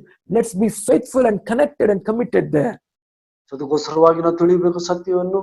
ಎಸ್ತೇರು ಹಗ್ಗಾಯಿನು ಕಲಿಸಿದ ಸಂಗತಿಗಳಿಗೆ ಹೇಗೆ ಅವಳು ಒಳಗೊಂಡು ಅಧೀನವಾಗಿ ಅನುಸರಿಸಿ ಆಶೀರ್ವಾದ ಹೊಂದಿದಳು, ಅದೇ ರೀತಿಯಲ್ಲಿ ನಮ್ಮ ಸಭೆಯ ನಾಯಕರಿಗೆ ನಾವು ಅಧೀನರಾಗಿ ನಾವು ಕನೆಕ್ಟೆಡ್ ಆಗುವಾಗ ಎಸ್ತೇರು ಹೊಂದಿದ ಆಶೀರ್ವಾದ ನಮಗೂ ಬರ್ತದೆ. So let's stay connected with our families. ಅದಕ್ಕಾಗಿಯೇ ನಮ್ಮ ಸಭೆ ಎಂಬ ಕುಟುಂಬಕ್ಕೆ ನಾವು ಯಾವಾಗಲೂ ನಾವು connected ಆಗಿರೋಣ. No, let's stay connected with our physical family. ನಮ್ಮ ಕುಟುಂಬದೊಟ್ಟಿಗೆ ನಾವು ಕನೆಕ್ಟ್ ಆಗಿರೋಣ. ಅದೇ ರೀತಿಯಲ್ಲಿ let's also stay connected with our spiritual family, the church. We are not able to physically meet now, but let's make use of the the medium that God has given us. There's the phone, like all of you are doing it. Praise God. ನೀವೆಲ್ಲರೂ ಪ್ರತಿ ಭಾನುವಾರ ಮಾಡ್ತಾ ಇದ್ದಾರೆ, ತುಂಬಾ ಸಂತೋಷ. It's such a good thing. But let's not get discouraged. Let's not get disappointed. ಆದ್ರೆ ಈ ಸಮಯಗಳಲ್ಲಿ ನಾವು ನಿರಾಶವಾಗದೆ, ನಾವು ಕುಗ್ಗಿ ಹೋಗದೆ, ಈ ಬರೋ ದಿವಸಗಳಲ್ಲಿ ಇನ್ನಷ್ಟು ದಿವಸ ನಾವು ಲಾಕ್ಡೌನ್ ಅಲ್ಲಿ ಇರ್ಬೇಕು, ಇನ್ನಷ್ಟು ದಿವಸ ನಾವು ಹಿಂಗೆ ಆಗ್ತದೆ ಅಂತ ಆ ನಿರಾಶದಲ್ಲಿ ಆ ಕುಗ್ಗಿ ಹೋಗದೆ, ನಾವು ಬರ್ತಾ ನಾವು ಇನ್ನೂ ಜಾಸ್ತಿ ಆಸಕ್ತಿಯಿಂದ ಉತ್ಸಾಹದಿಂದ ವಿಶೇಷವಾಗಿ ಭಾನುವಾರ ದಿವಸ ಸಹ ನಾವು ಇದನ್ನು ಅಲಕ್ಷ್ಯ ಮಾಡದೆ, ಇದನ್ನು ಒಂದು ತಪ್ಪಾದ ಮನೋಭಾವನೆ ತಿಳ್ಕೊಳ್ಳದೆ, ಅದನ್ನ ಹೇಗೆ ಭಾನುವಾರ ನಮ್ಮನ್ನೇ ಪ್ರತ್ಯೇಕಿಸ್ತೇವೆ, ಹಾಗೆ ನಮ್ಮ ಕುಟುಂಬಗಳನ್ನು ನಾವು ನಮ್ಮನ್ನೇ ಪ್ರತ್ಯೇಕಿಸಿ ದೇವರ ಸನ್ನಿಧಿಯಲ್ಲಿ ಮುಂದೆ ಬಂದು ಕುಟುಂಬವರಾಗಿ ನಾವು ದೇವರಿಗೆ ಸ್ತುತಿ ಆರಾಧನೆ ಮಾಡುವ ಹಾಗೆ ನಾವು ನಮ್ಗೆ ಪ್ರೋತ್ಸಾಹ ಮಾಡ್ತೇವೆ. ಕುಟುಂಬರಾಗಿ ನಾವು ಒಟ್ಟಿಗೆ ಬಂದು ದೇವರೊಟ್ಟಿಗೆ ಹಾಡಿ ಆರಾಧಿಸ್ರಿ. ನಮ್ಗೆ ವಾದ್ಯ ಬೇಕಾಗಿಲ್ಲ, ನಮ್ಗೆ ಹೀಗೆ ಹಾಡಬೇಕಂತ ಬೇಕಾಗಿಲ್ಲ. ಆದ್ರೆ ನಮ್ಮ ಹಾಡುಗಳು ನೀವೇ ಕುಟುಂಬಗಳಾಗಿ ನೀವು ಹಾಡಾಡಿ ದೇವರಿಗೆ ಸ್ತುತಿ ಆರಾಧನೆ ಮಾಡ್ರಿ. ಮತ್ತೆ ನಾವು ದೇವರ ವಾಕ್ಯಕ್ಕೆ ಹಿಂಗೆ ಹಾಕುವಾಗ ನೀವು ಕುಟುಂಬರಾಗಿ ನೀವು ಕೂತ್ಕೊಂಡು ದೇವರು ಒಳ್ಳೆ ಮನೋಭಾವನೆಯಿಂದ ಆನಂದದಿಂದ ದೇವರ ವಾಕ್ಯವನ್ನು ಕೇಳಿಸ್ಕೊಳ್ರಿ. ನೀವೆಲ್ಲರೂ ಮಾಡ್ತಾ ಇದ್ದೀರಾ, ಅದು ತುಂಬಾ ಸಂತೋಷ. ಆದ್ರೆ ಬೇರೆ ಜನರಾಗಿ ನಾವು ಅಲಕ್ಷಿಸಿ ಮಾಡೋದು ಬೇಡ. ನಾವು ಸುಮ್ನೆ ನಮ್ಮ ಹಾಸಿಗೆಯಲ್ಲಿ ಇದ್ಕೊಂಡು ದೇವರ ವಾಕ್ಯ ಕೇಳುದು, ಹಾಸಿಗೆಯಲ್ಲಿ ಇದ್ದುಕೊಂಡು ದೇವರ ಈ ಕಾರ್ಯಕ್ರಮ ನೋಡುದು, ಹೀಗೆ ಮಾಡೋದು ಬೇಡ. ಯಾಕಂದ್ರೆ ಅದು ಒಂದು ಮನೋರಂಜನೆ ಆಗ್ತದೆ. ಆದ್ರೆ ಆ ಮನೋಭಾವನೆಯಲ್ಲಿ ಮಾಡದೆ ಭಯ ಭಕ್ತಿಯಿಂದ ಪ್ರತಿ ಭಾನುವಾರ ನಾವು ಕುಟುಂಬವಾಗಿ ಸೇರಿಕೊಂಡು, ನಾವು ಬೇಕಾದ್ರೆ ನೀವು ಹೇಗೆ ಭಾನುವಾರ ಸಭೆಗೆ ಬರ್ತಿದ್ರಿ ಅಂದ್ರೆ ಆ ಕಟ್ಟಡಕ್ಕೆ ಬರ್ತಿದ್ರಿ, ಅದೇ ಮನೋಭಾವನೆಯಲ್ಲಿ ನಾವು ಇರೋಣ ಪ್ರಿಯರೇ. ಭಾನುವಾರ ನಾವು ಎಲ್ಲರೂ ಬೇಗ ಎದ್ದುಕೊಂಡು ಮಕ್ಕಳನ್ನು ಎಬ್ಬಿಸಿ ಬೇಕಾದ್ರೆ ಸ್ನಾನ ಮಾಡಿ ಚಲುವಾಗಿ ದೇವರ ಮುಂದೆ ದೇವರ ಸನ್ನಿಧಿಯಲ್ಲಿ ನಮ್ಮನ್ನೇ ಒಪ್ಪಿಸಿ ನಾವು ಕುಟುಂಬವಾಗಿ ಹೋಗಿ ದೇವರ ಒಟ್ಟಿಗೆ ಹಾಡಾಡಿ ಆರಾಧನೆ ಮಾಡಿ ಮತ್ತೆ ಆನಂದ ಮನೋಭಾವನೆಯಿಂದ ಈ ದೇವರ ವಾಕ್ಯಗಳನ್ನು ಕೇಳ್ಕೊಂಡು ಪ್ರಾರ್ಥನೆಯಲ್ಲಿ ವಿಜ್ಞಾಪನೆಯಲ್ಲಿ ನಾವು ಪಾಲ್ಗೋಣ. ಯಾಕಂದ್ರೆ ಹೀಗೆ ನಾವು ಮಾಡುವಾಗ ಪ್ರಿಯರೇ, ದೇವರು ಖಂಡಿತವಾಗಿ ನಮ್ಮನ್ನು ಆಶೀರ್ವಾದ ಮಾಡ್ತಾನೆ. ಯಾಕಂದ್ರೆ ಈ ಮನೋಭಾವನೆ, ದೇವರ ವಾಕ್ಯಕ್ಕೆ, ದೇವರ ಸಾನ್ನಿಧ್ಯಕ್ಕೆ ನಾವು ಕೊಡುವ ಮನೋಭಾವನೆ, ಗಮನ, ಅದು ತುಂಬಾ ತುಂಬಾ ಪ್ರಾಮುಖ್ಯವಾದದ್ದು. Amen. It's very important, the attitude that we come before God. And let's not get disappointed. Let's not get discouraged during this time, but let's prepare ourselves as a family. Every Sunday morning, let's not say, oh, it's a holiday, it's a lockdown, let's continue to remain in bed and in our home clothes. No, but it's a time, it's a Sabbath day. Let's honor God. Let's honor that day as a family. Let's come together to worship and sing songs to God. That's one of the reasons why we are not putting too many songs on this video recording. ಆದ್ರಿಂದ ನಾವು ಈ recording ಅಲ್ಲಿ ನಾವು ಹೆಚ್ಚು ಹಾಡುಗಳು ಹಾಕ್ತಾ ಇಲ್ಲ. ಯಾಕಂದ್ರೆ ನೀವು ಸುಮ್ನೆ ನೀವು ಮಾಡಂಗಿಲ್ಲ ಗೊತ್ತು, ಆದ್ರೂ ಜನರು ಸುಮ್ನೆ ನೋಡಿ ಮನೋರಂಜನೆ ಆಗ್ಬಾರ್ದು. ನೀವುಗಳು ಕುಟುಂಬವಾಗಿ ಸೇರ್ಕೊಂಡು ನೀವು ಹಾಡ್ರಿ ದೇವರಿಗೆ, ನೀವು ದೇವರಿಗೆ ಸ್ತುತಿ ಆರಾಧನೆ ಮಾಡ್ರಿ. ಮತ್ತೆ ಒಂದು ಒಳ್ಳೆ ಆನಂದ ಮನೋಭಾವನೆಯಿಂದ ಈ ದೇವರ ವಾಕ್ಯಗಳನ್ನು ಕೇಳ್ಕೊಂಡು ಒಬ್ಬೊಬ್ಬರಿಗೆ ಪ್ರಾರ್ಥನೆ ಮಾಡ್ರಿ. ಮತ್ತೆ ಹೇಗೆ ಲಾಕ್ಡೌನ್ ಮುಂಚೆ ನಾವು ಸಭೆಯಲ್ಲಿ ಸೇರಿ ಬರುವಾಗ ಸಭೆ ನಂತರ ನೀವು ಒಬ್ಬೊಬ್ಬರಿಗೆ ಹೋಗಿ ಭೇಟಿ ಆಗ್ತೀರಾ, ಅಂಕಲ್ ಕಡೆ ಹೋಗಿ, ಸಭಾಪಾಲಕರ ಕಡೆ ಹೋಗಿ ನೀವು ಪ್ರಾರ್ಥನೆ ಮಾಡಿಸ್ಕೊಳ್ತೀರಾ. ಹಾಗೆ ನೀವು ಮಾಡ್ಬೋದು. ಪ್ರತಿ ಭಾನುವಾರ ನೀವು ಆರಾಧನೆ ಮಾಡಿದ ನಂತರ ಈ ದೇವರ ವಾಕ್ಯಗಳನ್ನು ಕೇಳಿದ ನಂತರ ನೀವು ಫೋನ್ ತಗೊಂಡು, ಈಗ ನೀವು ಶಾರೀರಿಕವಾಗಿ ನೀವು ಒಬ್ಬೊಬ್ಬರಿಗೆ ಭೇಟಿ ಆಗ್ಲಿಕ್ಕೆ ಆಗಲ್ಲ, ಆದ್ರೆ ನೀವು ಫೋನ್ ತಗೊಂಡು ಒಬ್ಬೊಬ್ಬರಿಗೆ ಫೋನ್ ಮಾಡ್ರಿ. ಬ್ರದರ್ ಹೇಗಿದ್ದೀರಾ, ಸಿಸ್ಟರ್ ಪ್ರೈಸ್ ದ ಲಾರ್ಡ್ ಹೇಗಿದ್ದೀರಾ, ಒಬ್ಬೊಬ್ರಿಗೋಸ್ಕರ ಪ್ರಾರ್ಥನೆ ಮಾಡ್ರಿ. ನಿಮ್ಮ ಫೋನ್ ತೆಗೆದು ನಿಮ್ಮ ಪಾಸ್ಟರ್ಗಳಿಗೆ ಫೋನ್ ಮಾಡ್ರಿ, ಪಾಸ್ಟರ್ ನಮ್ಗೋಸ್ಕರ ಪ್ರಾರ್ಥನೆ ಮಾಡ್ರಿ. ನಾವು ಶಾರೀರಿಕವಾಗಿ ಕೂಡ್ತಾ ಇರುವಾಗ ಸಭೆ ನಂತರ ನಿಮ್ಮ ಪಾಸ್ಟರ್ಗಳ ಕಡೆ ಹೋಗಿ ಅವರು ನಿಮ್ಮ ಮೇಲೆ ಕೈ ಇಟ್ಟು ಪ್ರಾರ್ಥನೆ ಮಾಡ್ತಿದ್ರು. ಈಗ ನಾವು ಶಾರೀರಿಕವಾಗಿ ಭೇಟಿ ಆಗ್ಲಿಕ್ಕೆ ಆಗಲ್ಲ, ಆದ್ರೆ ಅದು ನಮಗೆ ಈ ದೇವರ ಸಭೆಯಲ್ಲಿ ಅನ್ಯೋನ್ಯತೆಯಲ್ಲಿ ಇರ್ಲಿಕ್ಕೆ ಅದು ಇರದೇ ಇರಬಾರ್ದು. ಆಮೆನ್. ನಮ್ಗೆ ಈ ಮಾಧ್ಯಮಗಳು ಅವಕಾಶಗಳು ಕೊಟ್ಟಿದ್ದಾನೆ. ಸೊ ನಾವು ಈ ಫೋನ್ಗಳನ್ನು ತಗೊಂಡು ಒಬ್ಬೊಬ್ಬರಿಗೆ ಸಭೆ ಈ ಸಂದೇಶಗಳನ್ನು ಆರಾಧನೆಗಳನ್ನು ಮಾಡಿದ ನಂತರ ಫೋನ್ ಮಾಡಿ ಒಬ್ಬೊಬ್ಬರಿಗೆ ಪ್ರೋತ್ಸಾಹ ಮಾಡಿ, ಒಬ್ಬೊಬ್ಬರಿಗೆ ಪ್ರಾರ್ಥನೆ ಮಾಡ್ರಿ. ಹಾಗೆ ನಿಮ್ಮ ಪಾಸ್ಟರ್ಗಳಿಗೆ, ನಿಮ್ಮ ಹಳ್ಳಿಗಳಲ್ಲಿ ನೋಡೋ ಪ್ರತಿಯೊಬ್ಬರು ಸಹೋದರಗಳು ನಿಮ್ಮ ಪಾಸ್ಟರ್ಗಳಿಗೆ ಈ ಆನ್ಲೈನ್ ಸರ್ವಿಸ್ ನಂತರ ಫೋನ್ ಮಾಡಿ ಅವರುಗಳಿಂದ ಪ್ರಾರ್ಥನೆ ಮಾಡಿಸ್ಕೊಳ್ರಿ. Amen. ವಾರದಲ್ಲಿ ಸಹ ಪ್ರಿಯರೇ, this is very very important. Just like Noah and his family, let's not be in a hurry to just come out and go back to the normal. ನೋಹ ಮತ್ತು ಕುಟುಂಬವಾಗಿ ನಾವು ಹೊರಗೆ ಬರ್ಲಿಕ್ಕೆ ನಾವು ಅವಸರ ಪಡೋದು ಬೇಡ. ದೇವ್ರು ನಮ್ಮನ್ನ ಇಟ್ಟಿದ್ದಾನೆ. ನೋಹ ಮತ್ತು ತನ್ನ ಕುಟುಂಬವಾಗಿ ದೇವ್ರು ನಮ್ಮನ್ನೇ ತನ್ನ ಯೇಸು ಕ್ರಿಸ್ತ ನಾಮದಲ್ಲಿ ನಮ್ಮನ್ನ ಇಟ್ಟಿದ್ದಾನೆ. ಅಲ್ಲಿ ಇದ್ಕೊಂಡು ಆಮೆನ್, ಈ ಒಳ್ಳೆ ಮನೋಭಾವನೆಯಲ್ಲಿ ದೇವರನ್ನು ಆರಾಧಿಸುವ ಹಾಗೆ ಆಮೆನ್, ಸಭೆಯಾಗಿ ನಮ್ಮ ಕುಟುಂಬವಾಗಿ ಅನ್ಯೋನ್ಯತೆಯಲ್ಲಿರೋಣ. ಅದೇ ರೀತಿಯಲ್ಲಿ ನಮ್ಮ ಈ ಸಭೆಯ ಆತ್ಮಿಕ ಸಭೆಯಲ್ಲಿ, ಆತ್ಮಿಕ ಕುಟುಂಬದಲ್ಲಿ ಸಹ ಆ ಅನ್ಯೋನ್ಯತೆಯಲ್ಲಿ, ಈ ಒಂದು ಅನ್ಯೋನ್ಯತೆಯಲ್ಲಿ ನಾವು ಇದ್ಕೊಳ್ಳೋಣ. ಯಾಕಂದ್ರೆ ಹೀಗೆ ನಾವು ಮಾಡುವಾಗ, ಹೀಗೆ ಇದ್ಕೊಂಡು ನಾವು ದೇವರ ವಾಕ್ಯದಲ್ಲಿ ಧ್ಯಾನ ಮಾಡುವಾಗ ದೇವರು ಖಂಡಿತವಾಗಿ ನಮ್ಮನ್ನು ಆಶೀರ್ವಾದ ಮಾಡ್ತಾನೆ. ಈ ವಾಗ್ದಾನ ದೇವರು ಮಾಡಿದ ಹಾಗೆ ನಮ್ಮ ಜೀವಿತಗಳು ಮಾತ್ರ ಅಲ್ಲ, ಆದ್ರೆ ನಮ್ಮ ಮಕ್ಕಳ ಜೀವಿತಗಳು ಸಹ ದೇವರು ಮಲ್ಟಿಪ್ಲೈ ಮಾಡ್ತಾನೆ. He will definitely, not only our lives, but the lives of our children also, He will multiply it. Amen. Hallelujah. Hallelujah. Do you receive this word, dear Church of God? ಈ ವಾಕ್ಯಗಳನ್ನು ಸ್ವೀಕಾರ ಮಾಡ್ತೀರಾ? Amen. So let's prepare our hearts even during this season. ಈ ಒಂದು ಸಹಜದಲ್ಲಿ ನಮ್ಮ ಹೃದಯವನ್ನು ಸಿದ್ಧ ಮಾಡಿಕೊಂಡು ದೇವರ ವಾಕ್ಯವನ್ನು we really appreciate many of you, how you even call. Some of you were able, you have a video call with your pastors, and you call up one another during the week and you pray for one another. It is such a joy, to see, how the church is still growing and still staying connected to one another. ಈ ಒಂದು ಸ್ಥಿತಿಗತಿಗಳಲ್ಲಿ lockdown ಆಗಿರುವಾಗಲೂ ಈ video call ನಿಂದ ನಿಮ್ಮ ಪಾಸ್ಟರ್ಗಳಿಗೆ ಹೇಳ್ಬೋದು, ಅಥವಾ phone ಮಾಡಿ ಅದು ಹೇಳ್ಬೋದು, ಪ್ರಾರ್ಥನೆ ಮಾಡಿಸ್ಕೊಳ್ಬೋದು. ಪ್ರಾರ್ಥನೆ you are already doing it. What a joy it is. ನೀವು ಅದನ್ನ ಮಾಡ್ತಾ ಇದ್ದೀರಾ, ಅದು ಬಹಳ ಸಂತೋಷ. ಅದನ್ನು ಮತ್ತೆ ಪುನಃ ಮಾಡ್ತಾ ಬನ್ನಿ. Yes, so many of you are calling up your pastors, some of you are able doing a video call and as a family coming together and talking and praying. It's such a joy that you're doing that. ನೀವು ಕೆಲವರು ಆಗ್ಲೇ ಮಾಡ್ತಾ ಇದ್ದೀರಾ, ಕೆಲವರು video ಕಾಲ್ಗಳನ್ನು ಮಾಡಿ ಅದ್ರ ಮೂಲಕವಾಗಿ ಅವರ ಮುಖಗಳು ನೋಡಿ ಪ್ರಾರ್ಥನೆ ಮಾಡ್ತಾ ಇದ್ದೀರಾ. ಹಾಗೆಲ್ಲ ಒಳ್ಳೇದು, ಅದನ್ನ ಮಾಡ್ತಾ ಬನ್ನಿ ಪುನಃ. Amen. Let's not get discouraged and disappointed with the things, but let's continue to do that. ಈ ಒಂದು ಸಂಗತಿಗಳನ್ನು ನೋಡಿ ನಾವು ನಿರಾಶರಾಗುವುದು, ನಮ್ಮ ಜೀವಿತದಲ್ಲಿ ನಿರಾಶತನ ಹೊಂದ್ಕೊಳ್ಳುವುದು ಬೇಡ. ನಾವು ಮಾಡ್ತಾ ಬಂದದ್ದನ್ನು ಮಾಡ್ತಾ ಬರೋಣ. Amen. God is building our lives. ದೇವರು ನಮ್ಮ ಜೀವಿತವನ್ನು ಕಟ್ತಾ ಇದ್ದಾನೆ. Noah and his family's life in the lockdown was not a wasted time. ನೋಹ ಮತ್ತು ಅವನ ಕುಟುಂಬದ ಜೀವಿತ ಈ ಲಾಕ್ಡೌನ್ ಅಲ್ಲಿ ಒಂದು ವ್ಯರ್ಥವಾದದ್ದಾಗಿರ್ಲಿಲ್ಲ. Amen. In the similar way, our lives in this lockdown with our families will never be a wasted time. ಈ lockdown ಅಲ್ಲಿ ನಾವು ನಮ್ಮ ಕುಟುಂಬದ ಜೀವಿತ ನಾವು ಒಂದು ವ್ಯರ್ಥವಾಗಿ ಕಳೆದು ಹೋಯ್ತೆಂಬುದಾಗಿ ಇರೋದಿಲ್ಲ. Amen. Let's trust God. Let's look to God's word.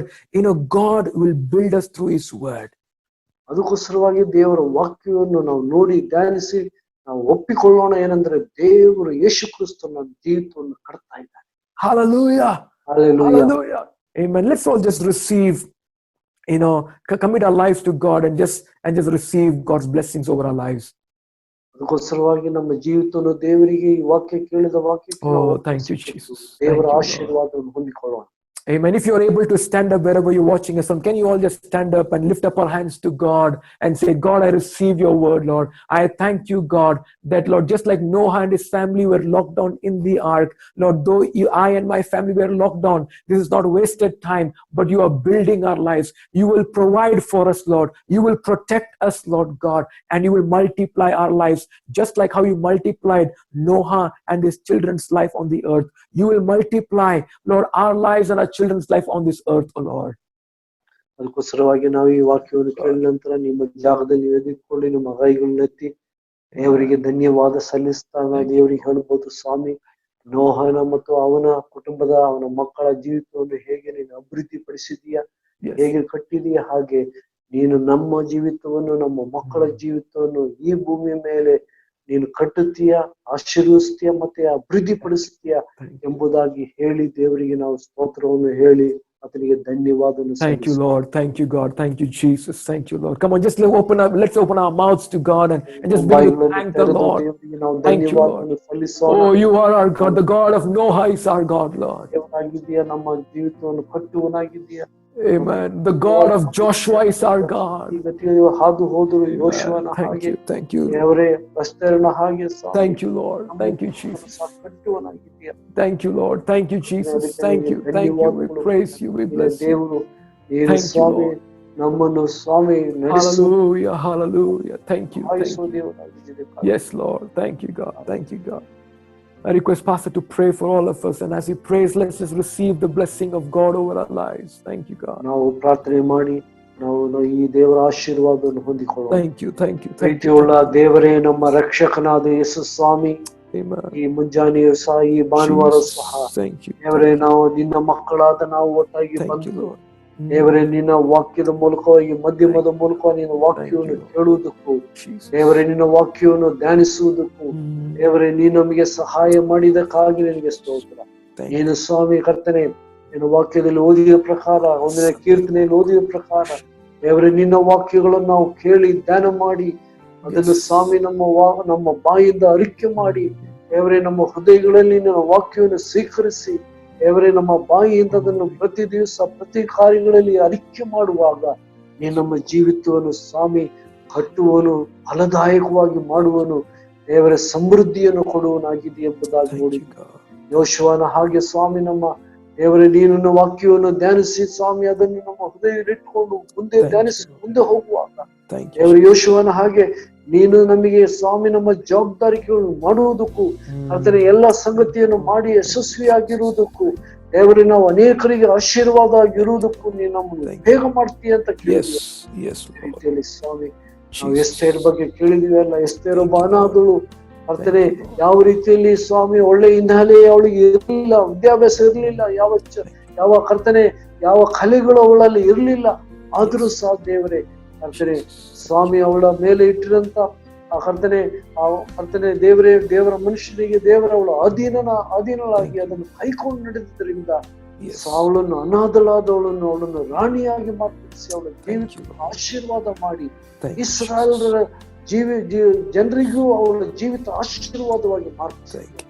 Thank you. ಇದೇ ರೀತಿಯಲ್ಲಿ ಸ್ವಾಮಿ ಇವತ್ತು ಕರ್ತನೆ ವಾಕ್ಯವನ್ನು ನಾವು ಕೇಳಿ ಕರ್ತನೆ Jesus. ನಾವು ಅದನ್ನು ಕರ್ತನೆ ನಮ್ಮ ಹೃದಯಗಳಲ್ಲಿ ಇಟ್ಟುಕೊಂಡು ಧ್ಯಾನ ಮಾಡಿ ಕರ್ತನೆ ಅದನ್ನು ನಮ್ಮ ಬಾಯಿಯಿಂದ ಕರ್ತನೆ ಹಗಲು ರಾತ್ರಿ ಅದನ್ನು ಒಪ್ಪಿಕೊಂಡು ಇಳಿಸುವಾಗ ಕರ್ತನೆ ನೀ ನಮ್ಮ ಜೀವಿತವನ್ನು ಕಟ್ಟುವನು, ನಮ್ಮ ಮಕ್ಕಳ ಜೀವಿತವನ್ನು ಈ ದೇಶದಲ್ಲಿ ಈ ಒಂದು ಸ್ಥಿತಿಗತಿಗಳಲ್ಲಿ ಕಟ್ಟುವಂತವನಾಗಿ ಎಂಬುದಾಗಿ ನೀನು ವಾಗ್ದಾನ ಕೇಳಿದ ಹಾಗೆ Thank you, Lord. ನಮಗೆ ಸಹಾಯ ಮಾಡಪ್ಪ. ಇದೆಲ್ಲ ನಾವು ಕರ್ತನೆ ಧ್ಯಾನ ಮಾಡಿ ಕರ್ತನೆ ಅದನ್ನು ಅನುಸರಿಸಿ ದೇವರೇ ಒಪ್ಪಿಕೊಂಡು ದಿನನಿತ್ಯವೂ ಸ್ವಾಮಿ ಕರ್ತನೆ ನಮ್ಮ ಈ ವಾಕ್ಯದ ಮೇಲೆ ಆಧಾರಗೊಂಡು ಮುಂದೆ ಹೋಗುವುದಕ್ಕೆ ನೀನು ನಮಗೆ ಸಹಾಯ ಮಾಡು. Thank you, Lord. ಲೋಕದೆಲ್ಲ ಹೆದರಿಕೆಗಳಿಂದ ಭಯ ಭೀತಿಯಿಂದ ನಮ್ಮ ಜೀವಿತವನ್ನು ಬಿಡುಗಡೆ ಮಾಡಪ್ಪ.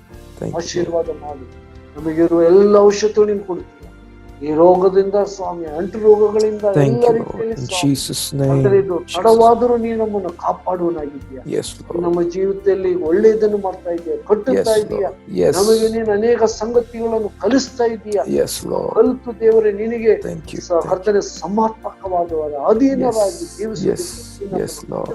Thank you. Thank you. ನಿನಗೆ ಸ್ತೋತ್ರ. ಯಾರು ಸಹ ನೀನು ಎಲ್ಲರನ್ನು ಆಶೀರ್ವಾದ ಮಾಡಪ್ಪ. Thank you. ನೀವೇ ಕರ್ತನೆ ಬರ್ತ್ಡೇ ಇರುವವರನ್ನ ಆಶೀರ್ವದಿಸು. ಮದುವೆ ಜೀವಿತದಲ್ಲಿ ಹೊಸದಾಗಿ ಜೀವಿತದಲ್ಲಿ ದೇವರ ಕರ್ತನೆ ಹೊಸ ವರ್ಷಕ್ಕೆ ಸೇರುವಂತವ್ರನ್ನ ಆಶೀರ್ವಾದ ಮಾಡು. ಅವರ ಮಕ್ಕಳನ್ನು ಅವರ ಕೆಲಸಗಳನ್ನು ಎಲ್ಲ ಕರ್ತನೆ ನಾಡು. ಇದರೆಲ್ಲದರಲ್ಲಿ ನಿನ್ನ ವಾಕ್ಯವನ್ನು ಧ್ಯಾನ ಮಾಡಿ ದೇವರೇ ನಾವು ಸ್ವಾಮಿ ಅದನ್ನು ಅರಿಕೆ ಮಾಡಿ ಅದನ್ನು ಸ್ವಾಮಿ ಹಗಲು ರಾತ್ರಿ ಅದನ್ನು ಹಿಡ್ಕೊಂಡು ಮುಂದೆ ಹೋಗೋದಕ್ಕೆ ನೀನು ನಮಗೆ ಸಹಾಯ ಮಾಡ. ನಮ್ಮ ಜೀವಿತವನ್ನು ಅಭಿವೃದ್ಧಿ ಪಡಿಸುವಂತೆ ಹೇಳಿದ ದೇವರು ಮಾಡೇ ಮಾಡ್ತೀಯ. ಯಾಕಂದ್ರೆ ನೀವು ನಮಗೆ ಸಾಕಾದವನಾಗಿದ್ದೀಯ. ಎಲ್ಲರನ್ನೂ ಆಶೀರ್ವಾದ ಘನಮಾನ ನಿನಗೆ ಕೊಡುತ್ತೇವೆ. ಅದು ಮಾಡಿದಕ್ಕಾಗಿ ಯೇಸು ಸ್ವಾಮಿಯವರ ಹೆಸರಿನಲ್ಲಿ ಸ್ತೋತ್ರದಿಂದ ಬೇಡಿ ಹೊಂದಿದ್ದೇವೆ. ಕರ್ತನಾದ ಯೇಸು ಸ್ವಾಮಿಯವರ ಕೃಪೆಯು ತಂದೆಯ ದೇವರ ಪ್ರೀತಿಯು ಪವಿತ್ರಾತ್ಮ ನಿನ್ನಿಂದ ನಡೆಸುವಿಕೆ ನಾವು ಕೇಳಿದ ಬೇಡಿದ ಎಲ್ಲಾ ಸಂಗತಿಗಳು ಒಬ್ಬೊಬ್ಬರೊಳಗೆ ನಿನ್ನ ಎರಡನೇ ಬರೋಣವರೆಗೂ ಸದಾ ಕಾಲವು ನೆಲೆಯಾಗಿರ್ತೀವಿ. Amen. Amen. Amen. Praise the lord. ದೇವರು ನಮ್ಮನ್ನು ಆಶೀರ್ವಾದ